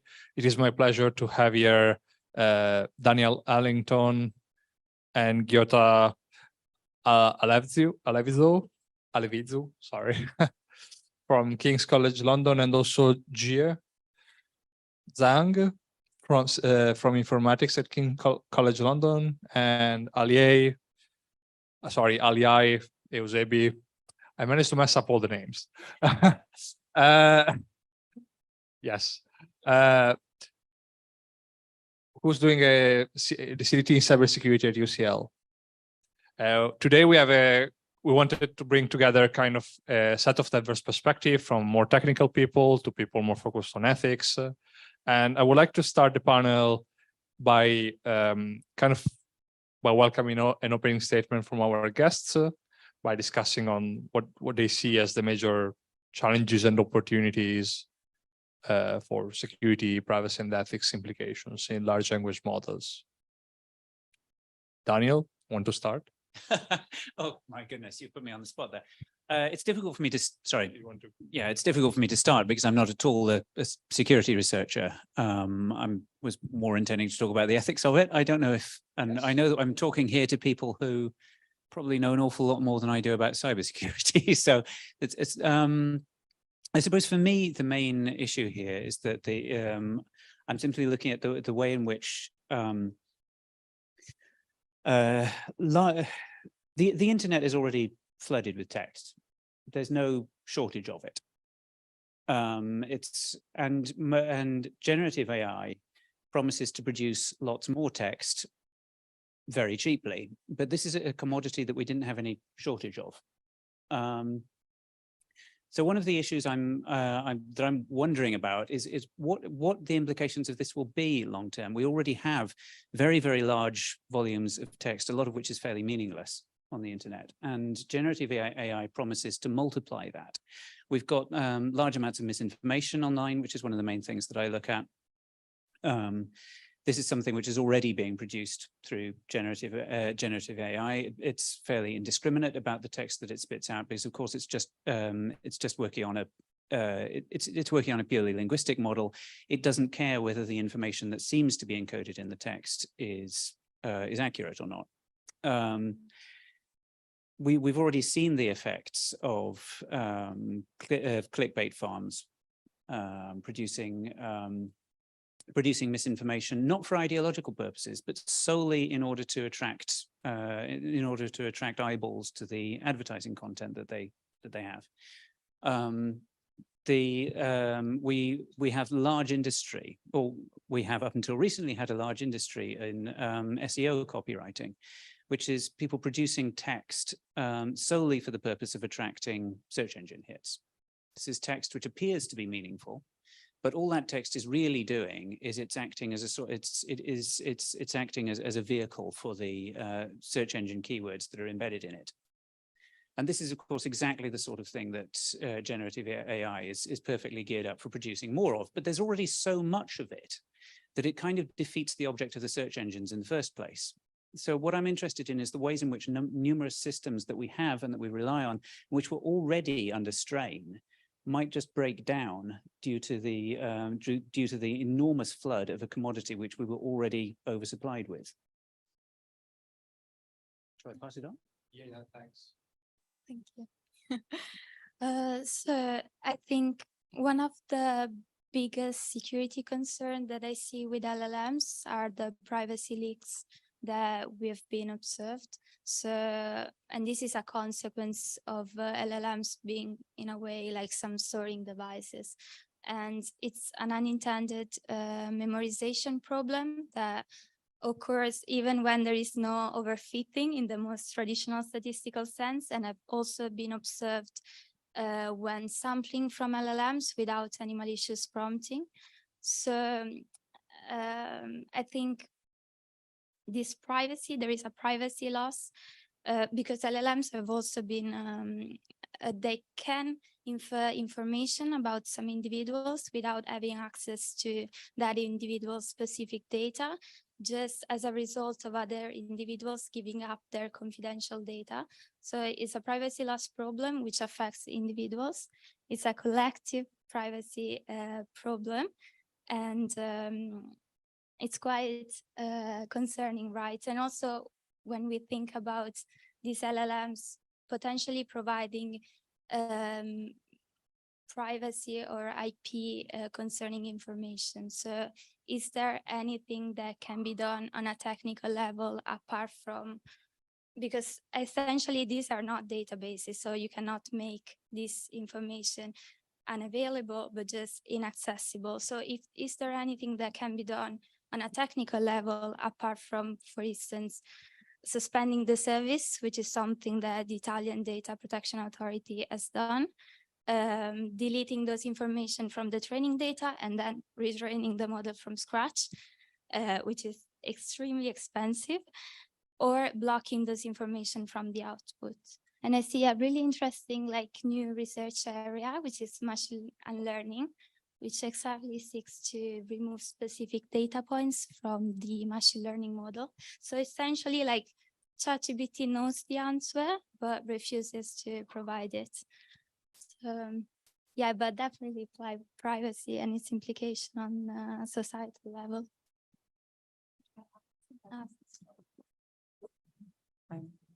Hi. My perspective comes from a kind of historical, but also a sociocultural angle through looking at LLMs and not so much from a cybersecurity element. I have been researching the intersections of technology with in relation to the production and evaluation of knowledge for some time, and looking at different models in different forms. And what is interesting to me and challenging potentially, it's the new kind of norms and strategies that need to be developed in order to equip ourselves with a more critical AI and media literacy perspectives in order to kind of mitigate some of the risks by looking specifically at the elements of sophistication in the content, like something that I mentioned earlier, but also the actors and behaviors and how they kind of operate with disseminating different forms of information and different modalities. And that's what I believe would be an interesting intersectionality of collaboration between linguists, digital humanities scholars, media and communication scholars, and computer scientists, is to kind of develop tools that perhaps will increase the detectability and attribution elements, sort of like if it isn't necessarily to detect specific individuals behind particular accounts, but at least to identify components that detect human versus AI-generated content. I also come from, I kind of started looking at LLMs and ChatGPT and other models from a pedagogical perspective and how it affects the future of higher education, the modes of assessment, issues about academic integrity, and so on. And I think there's a lot of exceptionally important challenges, and especially within humanities and social sciences, that is the death of the essay as we know it, and actually that's a good thing. But I also believe that there are some perhaps opportunities to develop kind of critical AI and critical perspectives towards training our students and working with us together with our students on acceptable norms and acceptable uses of AI tools in order to identify explicit biases, political, gender, race, that kind of perpetuate or conspiratorial and so on, perpetuate our information environments. And this is where the tools, I think, from the computational methods and engineers would come really useful in sort of creating collaborations. So we can look not just at content moderation, but kind of human-computer co-creation, if you like, but from an ethical and a critical perspective. Sorry, that's my long intervention. So hello, I can first briefly introduce what I'm currently doing. So I work at the intersection between software engineering and AI, especially how to use software testing technology to automatically design test cases to find the issues in AI systems, including, for example, fairness issues, security issues. So basically, we think AI system is a type of software, so that we can, treat it as a software to do testing and repair and all these issues. And most recently, I like the term that Fabio used, that I kind of jump into large language models recently. So I'm currently working on large language models with software engineering, in particular code generation. So how secure, how robust, how stable the code generated by large language models is. And I'm also working on assessing large language models in code generation and also improving the code, including like a test-driven code generation, fault localization, and automatic code repair or bug fixing. Yeah, so I'm not a security person at all, although I have several publications on the security of software.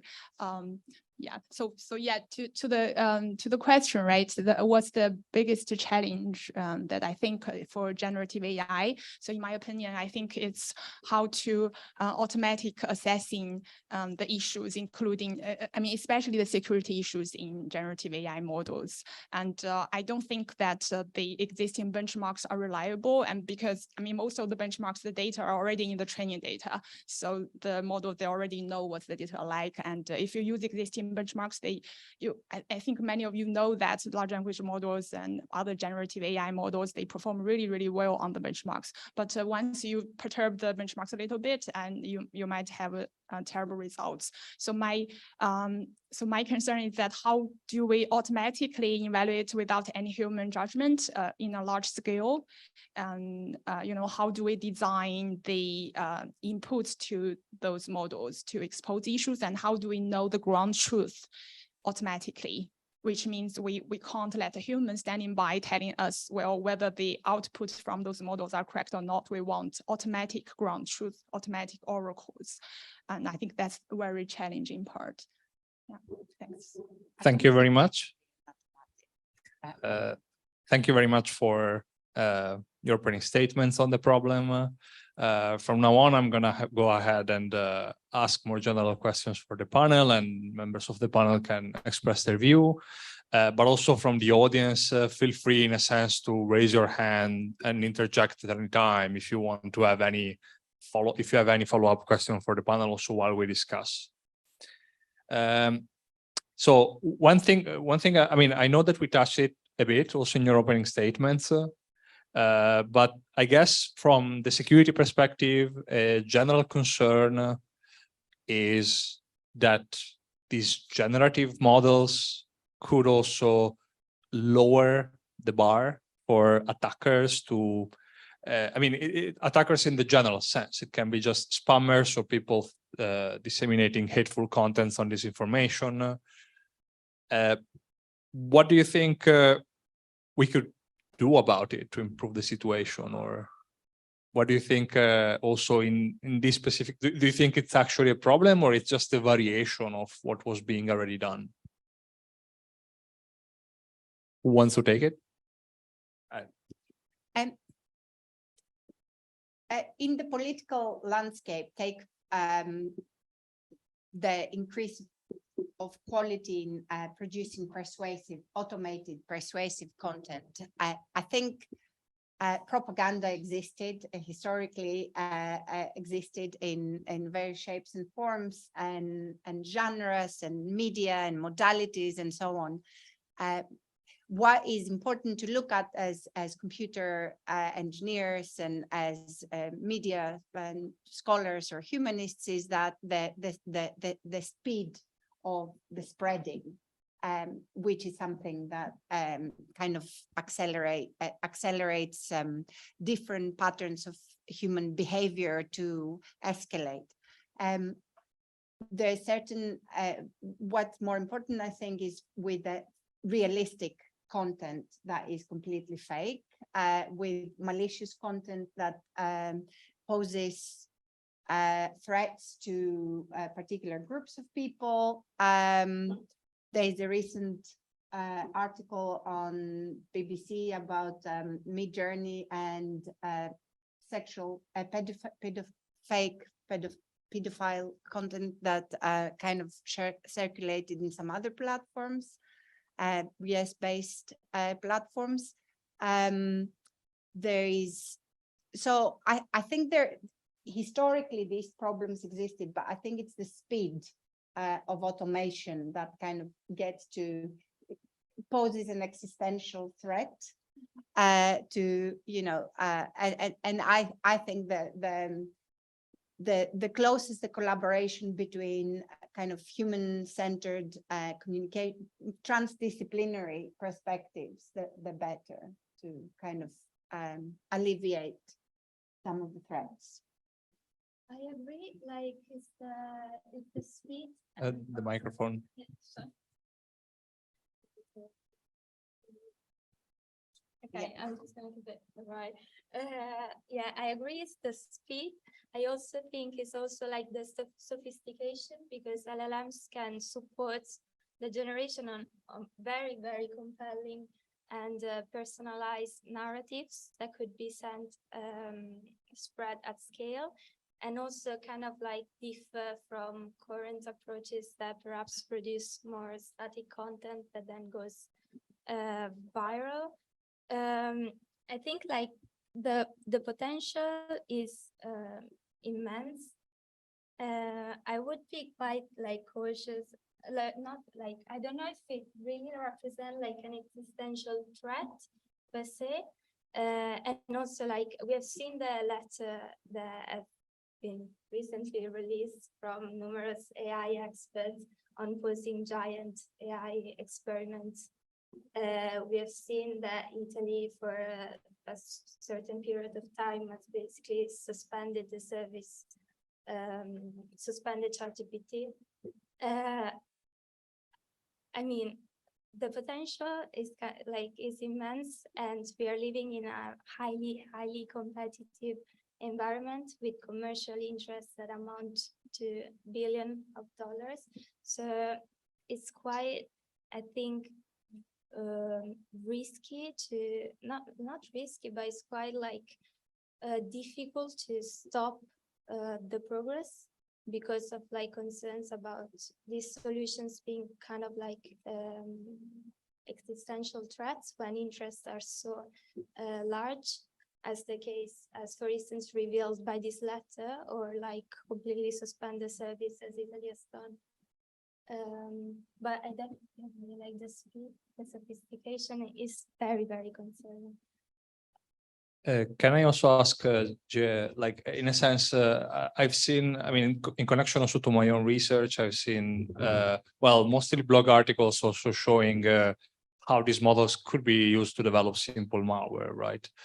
And based on your expertise on code generation, how mature do you think these tools are at this stage? How good is the code? Do you think it's already potentially a real threat to lower the bar for attackers as well?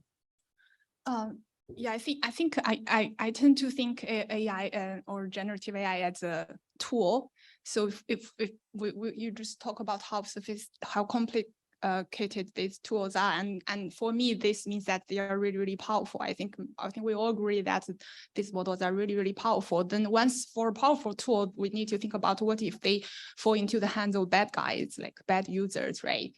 And that's the thing that I'm mostly concerned about. I mean, for good users, we can educate them how to properly use it. But for bad guys, first we need to detect them. And after we have detected those bad guys, then we need to think out a way to forbid them to use the powerful tool to do harmful things. Yeah. So, I don't know whether that answers your question.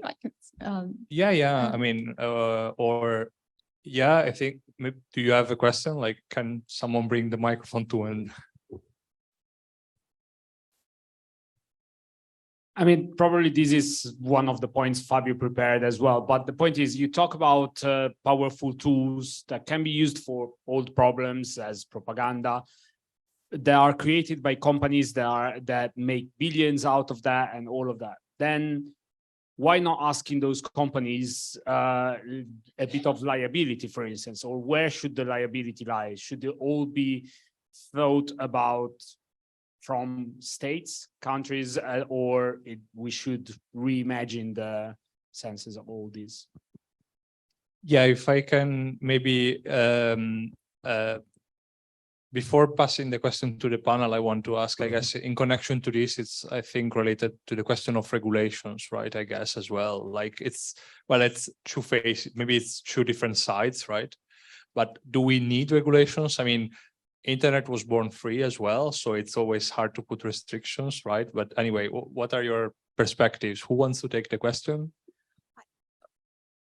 I mean, I have a strong opinion on this. So yeah, I can answer first.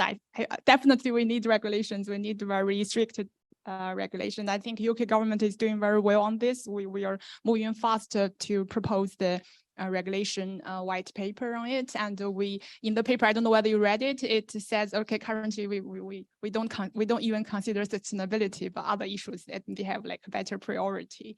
I mean, powerful tools, and imagine nuclear power, right? And also other like weapons, for example, war weapons.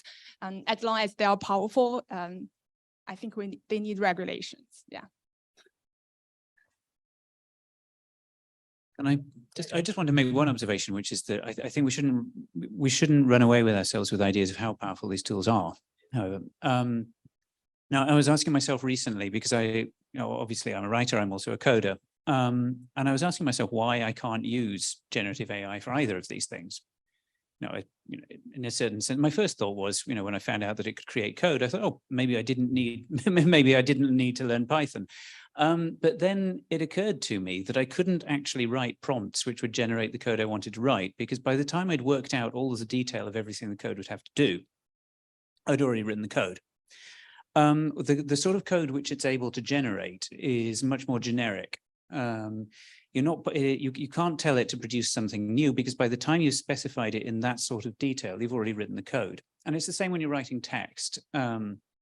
Why can't I use ChatGPT to write an article for myself?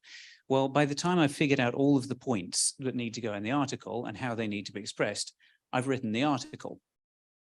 Essentially, all that the current generative AI can do is to spit out, is to regurgitate versions of stuff that's already been done. So it will enable. I mean, looking at code, for example, it will enable people to, on a certain level, it'll enable people to produce more code than they did before, because it'll enable you to act as if you had a number of low-level coders working for you, doing the sort of basic stuff. Code a button here. You can tell ChatGPT to do that. But there are real limits to what it can do, because although it initially surprised people by seeming to be creative, in fact, the tool has no creativity at all. It's still impossible to automate creativity. what it did was it exposed the fact that a lot of the intellectual work that we previously thought required creativity actually doesn't.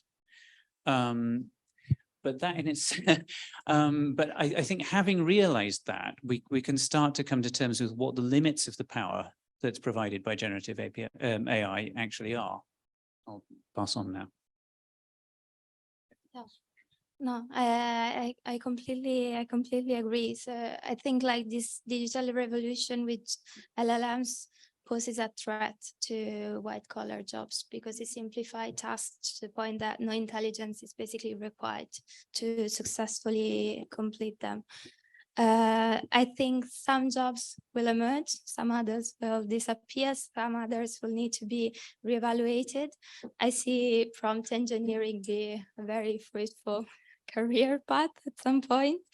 And I think it's also quite important to try and debunk this myth of like creativity in AI.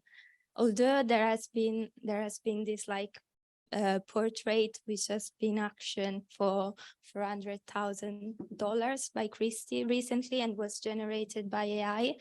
I think we are kind of like losing, there is too much emphasis on the products and losing sight on the history, the individuals, the process behind it. So if we think about, for instance, like Fontana's cat, everyone could do it. But it's the history that adds value to the products. Do you want the question after? Okay. I can wait.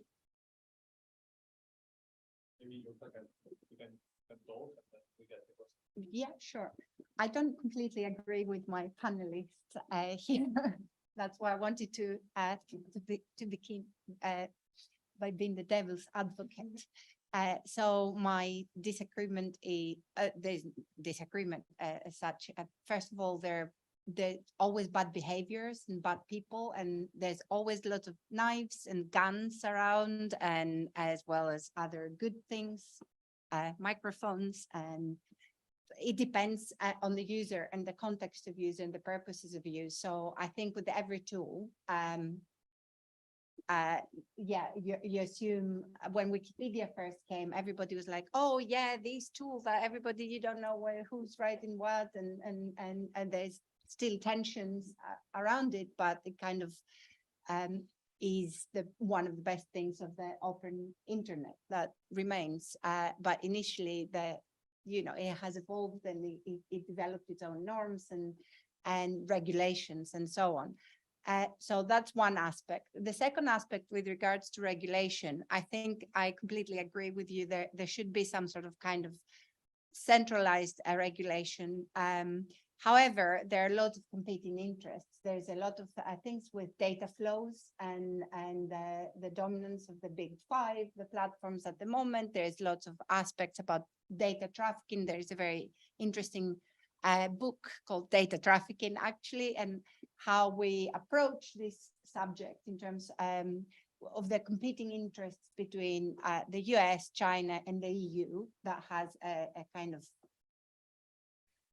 more where are the servers, where is the content being maintained, and going back to your question about privacy, and there's also other people that may be talking about freedom of speech versus privacy and so on.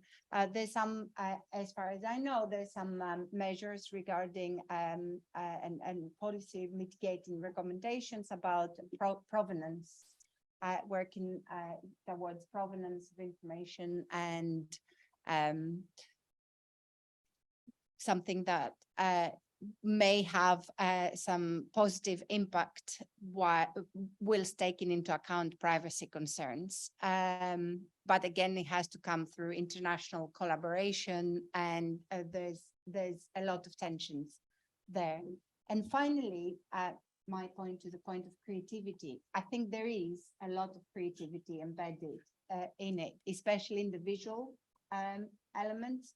There's a lot that has to do with the prompt engineering and prompting in context, and how you train particular particular tools to kind of follow your style. And there's also, we need to be aware of different contexts of using different users and how we, somebody who's an established scholar, writer, and coder may use it differently or not at all, and it would be completely pointless and stylistically pathetic, as opposed to how a student or somebody who's English or this professional language is not the same as their native tongue. So there's a lot of issues and context and layers, I think, of consideration that could be taken into account. Yeah. Okay, yeah, just to respond quickly, I didn't mean that there's no creativity involved in using generative AI. I meant that I meant that the AI itself has no creativity. It's it is a very powerful plagiarist, essentially. What we have, I mean, you know, one of the things we've learned, I think, over the past year, from you mentioned the need to move beyond essays. I think one of the things we've learned from the fact that ChatGPT writes such good essays is that writing essays doesn't require any creativity. You know, the way that, you know, the way this whole system, you know, the idea of an essay has developed. The fact that it was so easy to automate shows what a poor form of assessment it was to begin with. That was the point I was making. Can I also add Shall we take the question, maybe?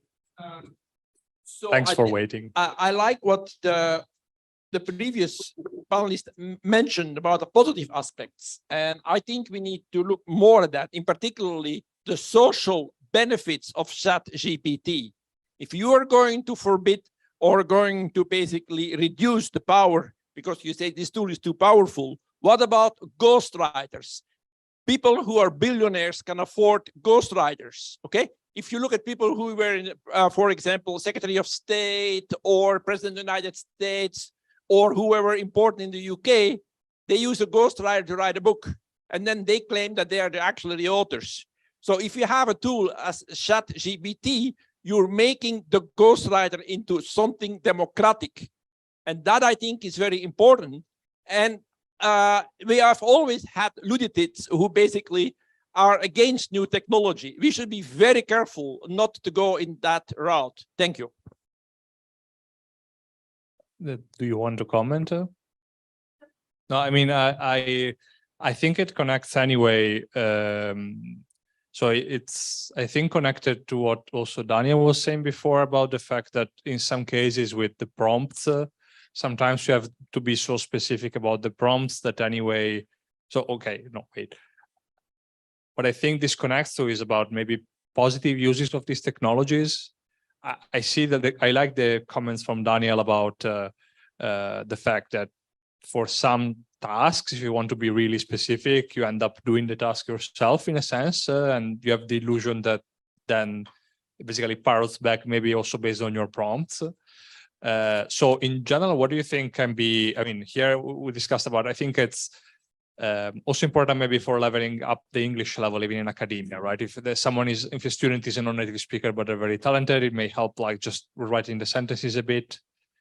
Do you think there are, anyway, what can be the positive applications of these models, even in case in relation to security? Like, can even large language models be used to improve security, privacy, or ethics in a sense? Like, right? Can they be used as a tools against the attackers as well?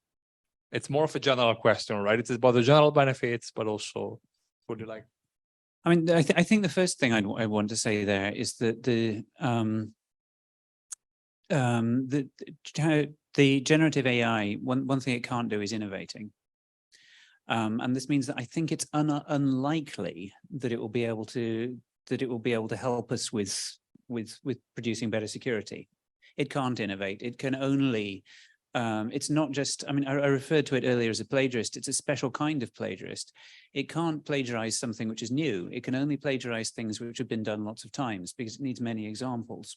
So chat, at least in the form which they current, I mean, large language models themselves will always be lagging behind whatever it is that people are doing. And the problem I think that they produce in the educational sphere is that often that sort of, producing a generic version of something that's been done millions of times before, often that is all that we're asking of our students. That's why ChatGPT is able to do it so well. And I think that should make us kind of reevaluate what it is that we're doing and ask, say to ourselves, well, if a machine that doesn't understand the issues at all and is only churning out words on the basis of words that have already been written millions of times, can produce an adequate answer to this task, then was that task doing anything useful in the first place? I think we need to think, education has always got to be about making people think, and the fact that an unthinking tool is able to kind of fool the processes we have in place for checking that education has happened, I think that should really give us pause. Thanks. I think I'll. Let's take so we have actually a few questions. I noted you, so let's start from here. Yeah, thanks. I'm really enjoying this, but I especially enjoyed the turn it took with the comments from this person over here about, what it actually is it that we're concerned about? Because I think there's no point deliberating on whether technology will ever catch up with humans. We've spent millennia replacing human beings with tools. That's what we do with technology. And to where the end of that is, who knows? I don't know, but I doubt very much that we're at the end of that now. The question that we struggle with is how to maximize the extraordinary potential of tools like AI and LLMs while mitigating against the risks. And what actually are the risks? Is the risk that we will replace ourselves? Getting to that actual bottom of the story, what is the problem with a ghostwriter? What is the problem with programming using ChatGPT? Why does that trouble us? For me, and this is the area that I work in, but the single thing that I find very troubling about particularly generative AI is that it risks undermining these confidence that we have built up in legitimate authority. So it risks undermining our belief that we are watching Zelensky surrender to Russia, that we are watching Putin declare war, that when we get AI into the courts, it risks undermining our belief that that was a fair judgment. That's what I see as the big risk. And those seem like risks that we can mitigate against. But replacing us, I don't know, I guess that's inevitable. Do you want to comment? Oh, okay. Thanks for the comment. I can make a comment. I can say something if you want, but no, I'd like to get back to the problem of the ghostwriter, because I think that was an interesting point. I think there are two issues there. One is that, yeah, you can say, well, I want to write a book. If a billionaire like Donald Trump wants to write a book, he just has to pay someone to do it for him. I want to write a book. Maybe I'll just, pay a much smaller amount of money and have a generative API do it for me. But what kind of a book can it write? Can I ask it to write my autobiography? No, because it doesn't know anything about me. I can ask it to make up a bunch of facts and pretend that was my life. The tasks that I think I was one of them. I think as a society we were kind of bowled over by the ability of ChatGPT in particular, and previously Midjourney and the visual art generators. I think we were bowled over by the fact that they were able to do things that we didn't think computers were going to be able to do yet.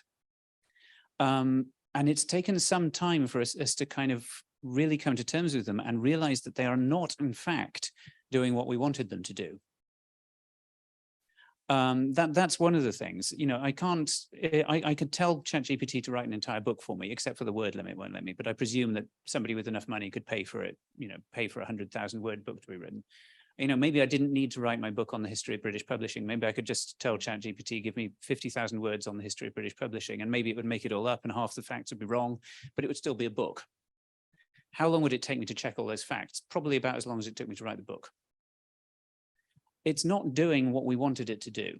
What it will do is it will, as somebody rather memorably put it, so I can't remember who a few weeks ago, it can fill up the internet with blah. And it can fill up the internet with blah based on the blah that was already on the internet. And I think what we are in danger of seeing is a sort of spiral where we get more and more meaningless content filling up everything. And the very concept of a search engine, for example, ceases to be useful, because all you will be finding is regurgitated text created by a machine on the basis of other text, which wasn't very meaningful to begin with. We'll need to find other ways of distinguishing authoritative text from other text, from distinguishing text that actually that somebody has accountability for from text that nobody has accountability for, etc. But the one thing one person I don't want to forget when we're talking about the replacement of the ghostwriter, one person I don't want to forget is the ghostwriter. This is a job that many people have. I spoke disparagingly earlier about SEO copywriting. For those who are not familiar with it, this is, if you go to a website like, if you go to a retail website, for example, each of those products has a little bit of text with it. That text was probably written by a person called an SEO copywriter. What their job was to write something which will fill up the space and will look like text, and but all it's really doing is it's got some keywords in there so that people come there from Google or Bing. Now, I know someone who used to be an SEO copywriter. His ambition was to be a poet. He ended up working as a boiler fitter for a while, and then he got a job as an SEO copywriter, which paid the bills for a few years, and now he's back to being a boiler fitter because the industry has been destroyed. We've got to think about what happens to these people. And one of the events in the news, you may have noticed the writers' strike going on in Hollywood. One of their demands, or two of their demands, relate to the use of generative AI, of large language models. That they want studios to agree that no scripts will be written by large language models. Also, that humans will not be brought in at the last minute to the last stage to finalize scripts which have been churned out by a large language model, etc. Yeah, no, I agree. It will pose a threat, and it will replace a lot of jobs that were considered menial or less creative jobs or menial creative jobs, but also with Hollywood is more than that. But it has been used a lot recently in terms of the idea. However, is like how not to dismiss the idea of democratizing potential for certain regions of the world, for certain people that don't have equal access to technologies and contents and so on. And I'm not talking only about ChatGPT, it's also other models as well. But I continue to think that the idea of the author and the creativity and the integrity of the trust in institutions that is one of the major issues that may be at risk as well. Shall we take the question? I would like to disagree with the speaker who said that there's nothing new being created. So first of all, what is intelligence and what is new? So there was a paper that was published 15 years ago about where they used neural net to create filters. What is a filter? If you look at that box there for doing all the audio, it has a lot of filters in to basically get the low and the high frequencies. So those things are called filters. So what they did is they basically trained the neural net to use the passive electric components to make filters. And then they actually we have this input, we want to create that output. And they created with this neural net very classical filters that were invented by humans decades before. Not only that, they were also able to get better for certain things, better filters. And then the authors of this neural net took a patent on the filters, even though they didn't design the filters. Okay, so where is intelligence? So it's not so difficult. It's not so easy to define. The fact that humans were doing it so many decades before, and this is now redone by an AI tool. shows that something new, if this would have been done 60 years earlier, would have been new. But they created also a few filters that hadn't been produced before that neural net. So there are exceptions, and you need to look at, if you look at it once for text and for video, we are in the early stages. When progress is going to be made, we will see similar things where what we, in the context of electrical engineering gardens, knew might also happen when we have enough progress on these tools. Thank you. I think I like this point. Yeah. No, you can.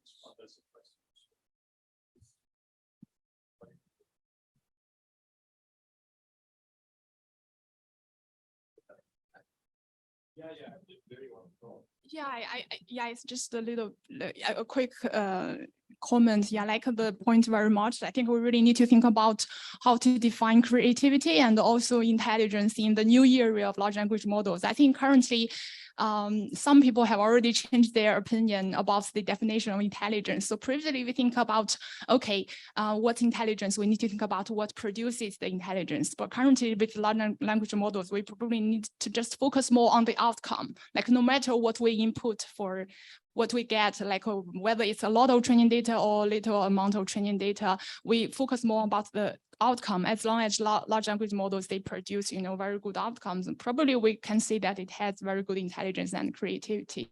And for the creative topic that we just talked about, I actually think large language models, they have very good creativity. If we think about few-shot learning, we give them examples and they produce very good follow-up answers. I think that's actually a type of creativity for me. Yeah, just a quick comment.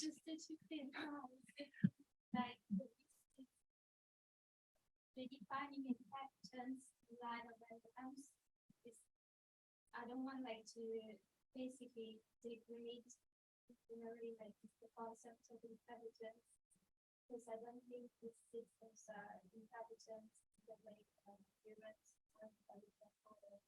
They are just impactful systems that work on the syntactical structure of text that we access to an enormous amount of data. And so there is the risk of degrading the concept that we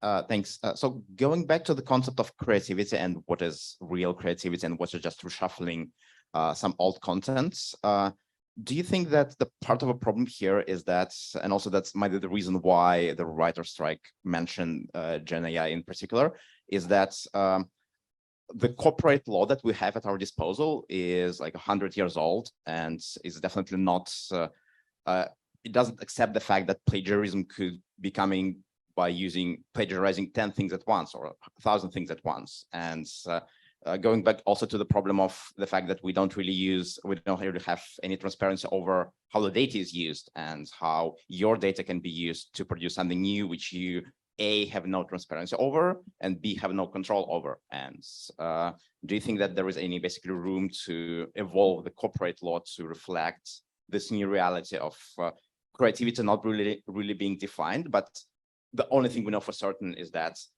the data is used somehow, and we don't really know how.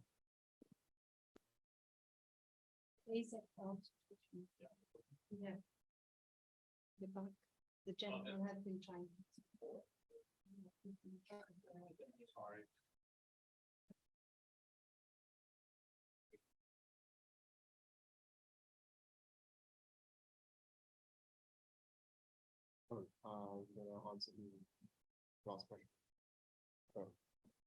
So I was wondering, because at the moment I see a kind of big disconnect and change on the panel regarding the power and actual relative danger of this new technology. I was considering the fact that at the moment there are a lot of companies at the moment who are moving towards open sourcing these technologies, and what the panel actually thinks about that, given the fact that it might lower the bar of danger for people who are trying to use these for malicious purposes. Sorry, I can say something about that. Yeah, I think open source, those large language model and generative AI models are very important in the way that they can facilitate the business computation. Because with the open source models, other universities, other governments, they would have a very good base to build their own generative AI models, and this would build a very healthy business computation environment, which I think is very important for those large for example, large language model companies to regulate themselves, to think about ways to how to really regulate themselves and for the key issues. Yeah, so from that perspective, I think open source is really, really important. I think we are lucky that the Meta, they open sourced Llama, which we see so many new large language models are coming out based on that. And for OpenAI, I don't know, we respect it, but it's sad they don't make it open source. Yeah.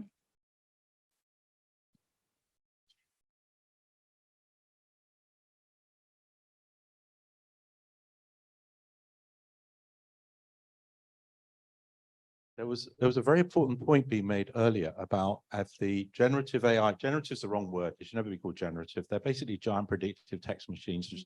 But Cory Doctorow correctly identified them as. The internet already contains many Library of Congresses, or if you prefer British libraries, numbers of bytes.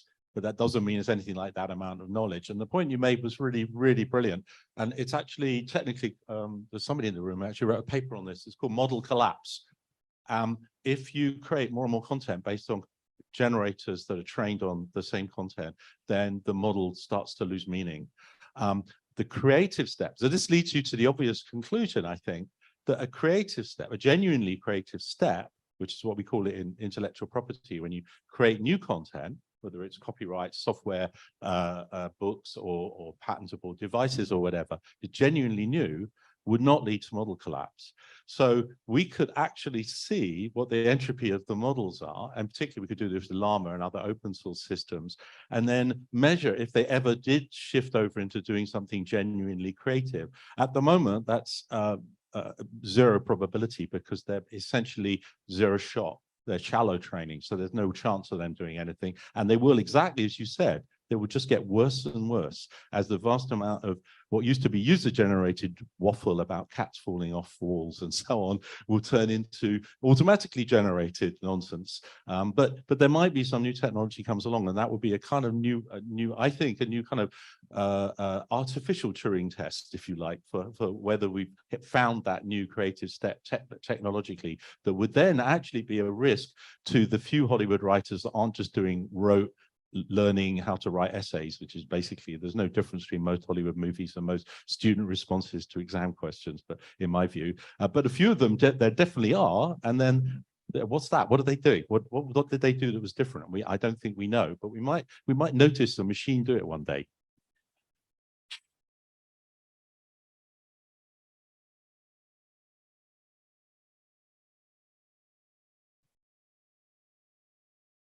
Thank you very much for the interactions with the audience and the discussion of the panel. I guess we're heading towards the end of the panel. I don't know. I would like to conclude. I think what we were discussing about, also with the questions from the audience about, it may touch to some extent on ethical aspects, right? And actually, before we had a question that I maybe derailed a bit on regulations, right? But it was also on liability. So who, I don't know, who do you think should be responsible for these models in a sense, or should we make someone accountable, or what is the right direction to go in? Right? Because I think it's important to have a communication maybe between also the policymakers and academics from different disciplines. So I would like to just have a closing opinion on the panel on this. Okay, everyone is responsible. Everyone.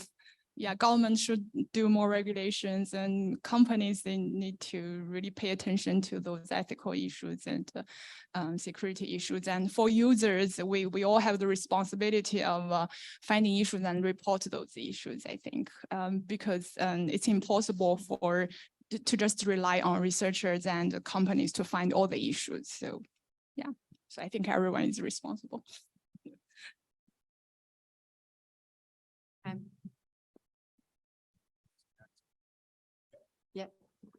Yeah, I agree. I agree. Everybody has a share of responsibility, and it's more about a matter of collaboration between different disciplines, between different actors, different institutions, and so on. But I also want to say that we really need to be more wary about the differences and the risks and the benefits, or the new directions that different forms of AI have, and not kind of put them all in the same pot exactly. The other issue that I'd like to kind of bring forward as part of this shared responsibilities, we also need to kind of identify and educate our students, ourselves, our societies into the different dimensions of, and the differences between verifiability, liability, creativity, the kind of nuances of creativity, and so on, truthiness, trust, and I think there are a lot of political elements there that we need to be wary and conscious of. Yeah, I completely agree. And I think we need more robust collaboration, but I quite think it's also struggling to start and take place. More emphasis on like the product, more emphasis on the applications rather than the these generative AI models, and more emphasis also on how to solve these problems rather than what problems we have, because I think we have a large exposure on all the risks that these models involve. So what can be done on a policy technical level to mitigate all these risks? I'd actually like to come back to the figure of the ghostwriter, which was brought up a few minutes ago. Thanks. It was a good comparison. Because I think that provides a way into thinking about the sort of accountability that we need. If many high-profile people have speechwriters. The vice chancellor of a university will have a speechwriter. The prime minister has speechwriters, etc. Now, it doesn't actually matter whether the vice chancellor wrote his or her speech or if the speechwriter did, as long as the vice chancellor takes responsibility for what he or she has said. Similarly, if I'm giving a speech, it doesn't matter whether I wrote it or whether ChatGPT did, as long as I take responsibility for the words that come out of my mouth. It doesn't. What I think we've got to look at is accountability for text which is online. It doesn't, and to a certain extent, it doesn't matter how something was produced, as long as there is a person who's going to take, or an institution that is going to take responsibility for it. And like that lawyer in New York who submitted some sort of you may have heard of this case. Submitted some sort of a legal filing, which turned out to be completely worthless, and then said, "Oh, I got it from ChatGPT. I didn't realize that it was fallible." That's no good. You're the lawyer. It doesn't matter whether you wrote it yourself, whether you got an intern to do it, or whether you got it out of a computer.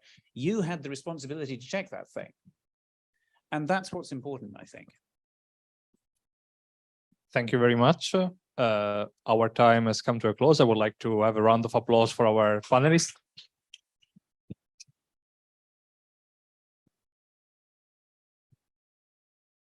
And before passing the word to Emiliano for closing, I'll pass the word to Steve Murdoch. Thanks very much. So my name is Steve Murdoch. I'm the head of the InfoSec research group. And as you briefly heard, this is Emiliano's last day, and I couldn't let him get away without having some time to say thanks for his time in UCL in the department, and particularly as my predecessor as head of research group. So the head of research group, as we both know, doesn't have very much direct authority, but where we can do something is try to set the tone for the research group. And Emiliano has really contributed to having a group that contributes towards excellence in research, but also a supportive community and causing a difference in the world. So Emiliano, if you come down, we've got some comments from members of the appreciative research group.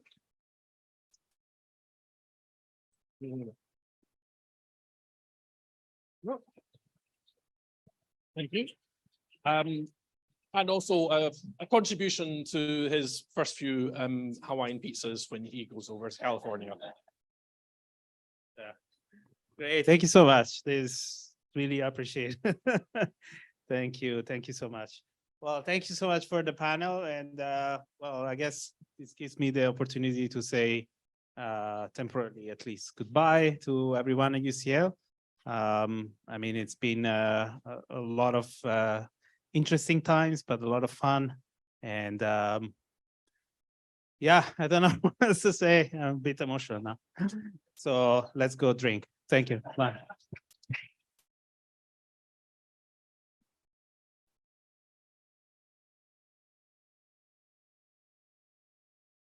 Thanks, Fabio, and thanks, Gianluca and stuff. So the reception is upstairs. So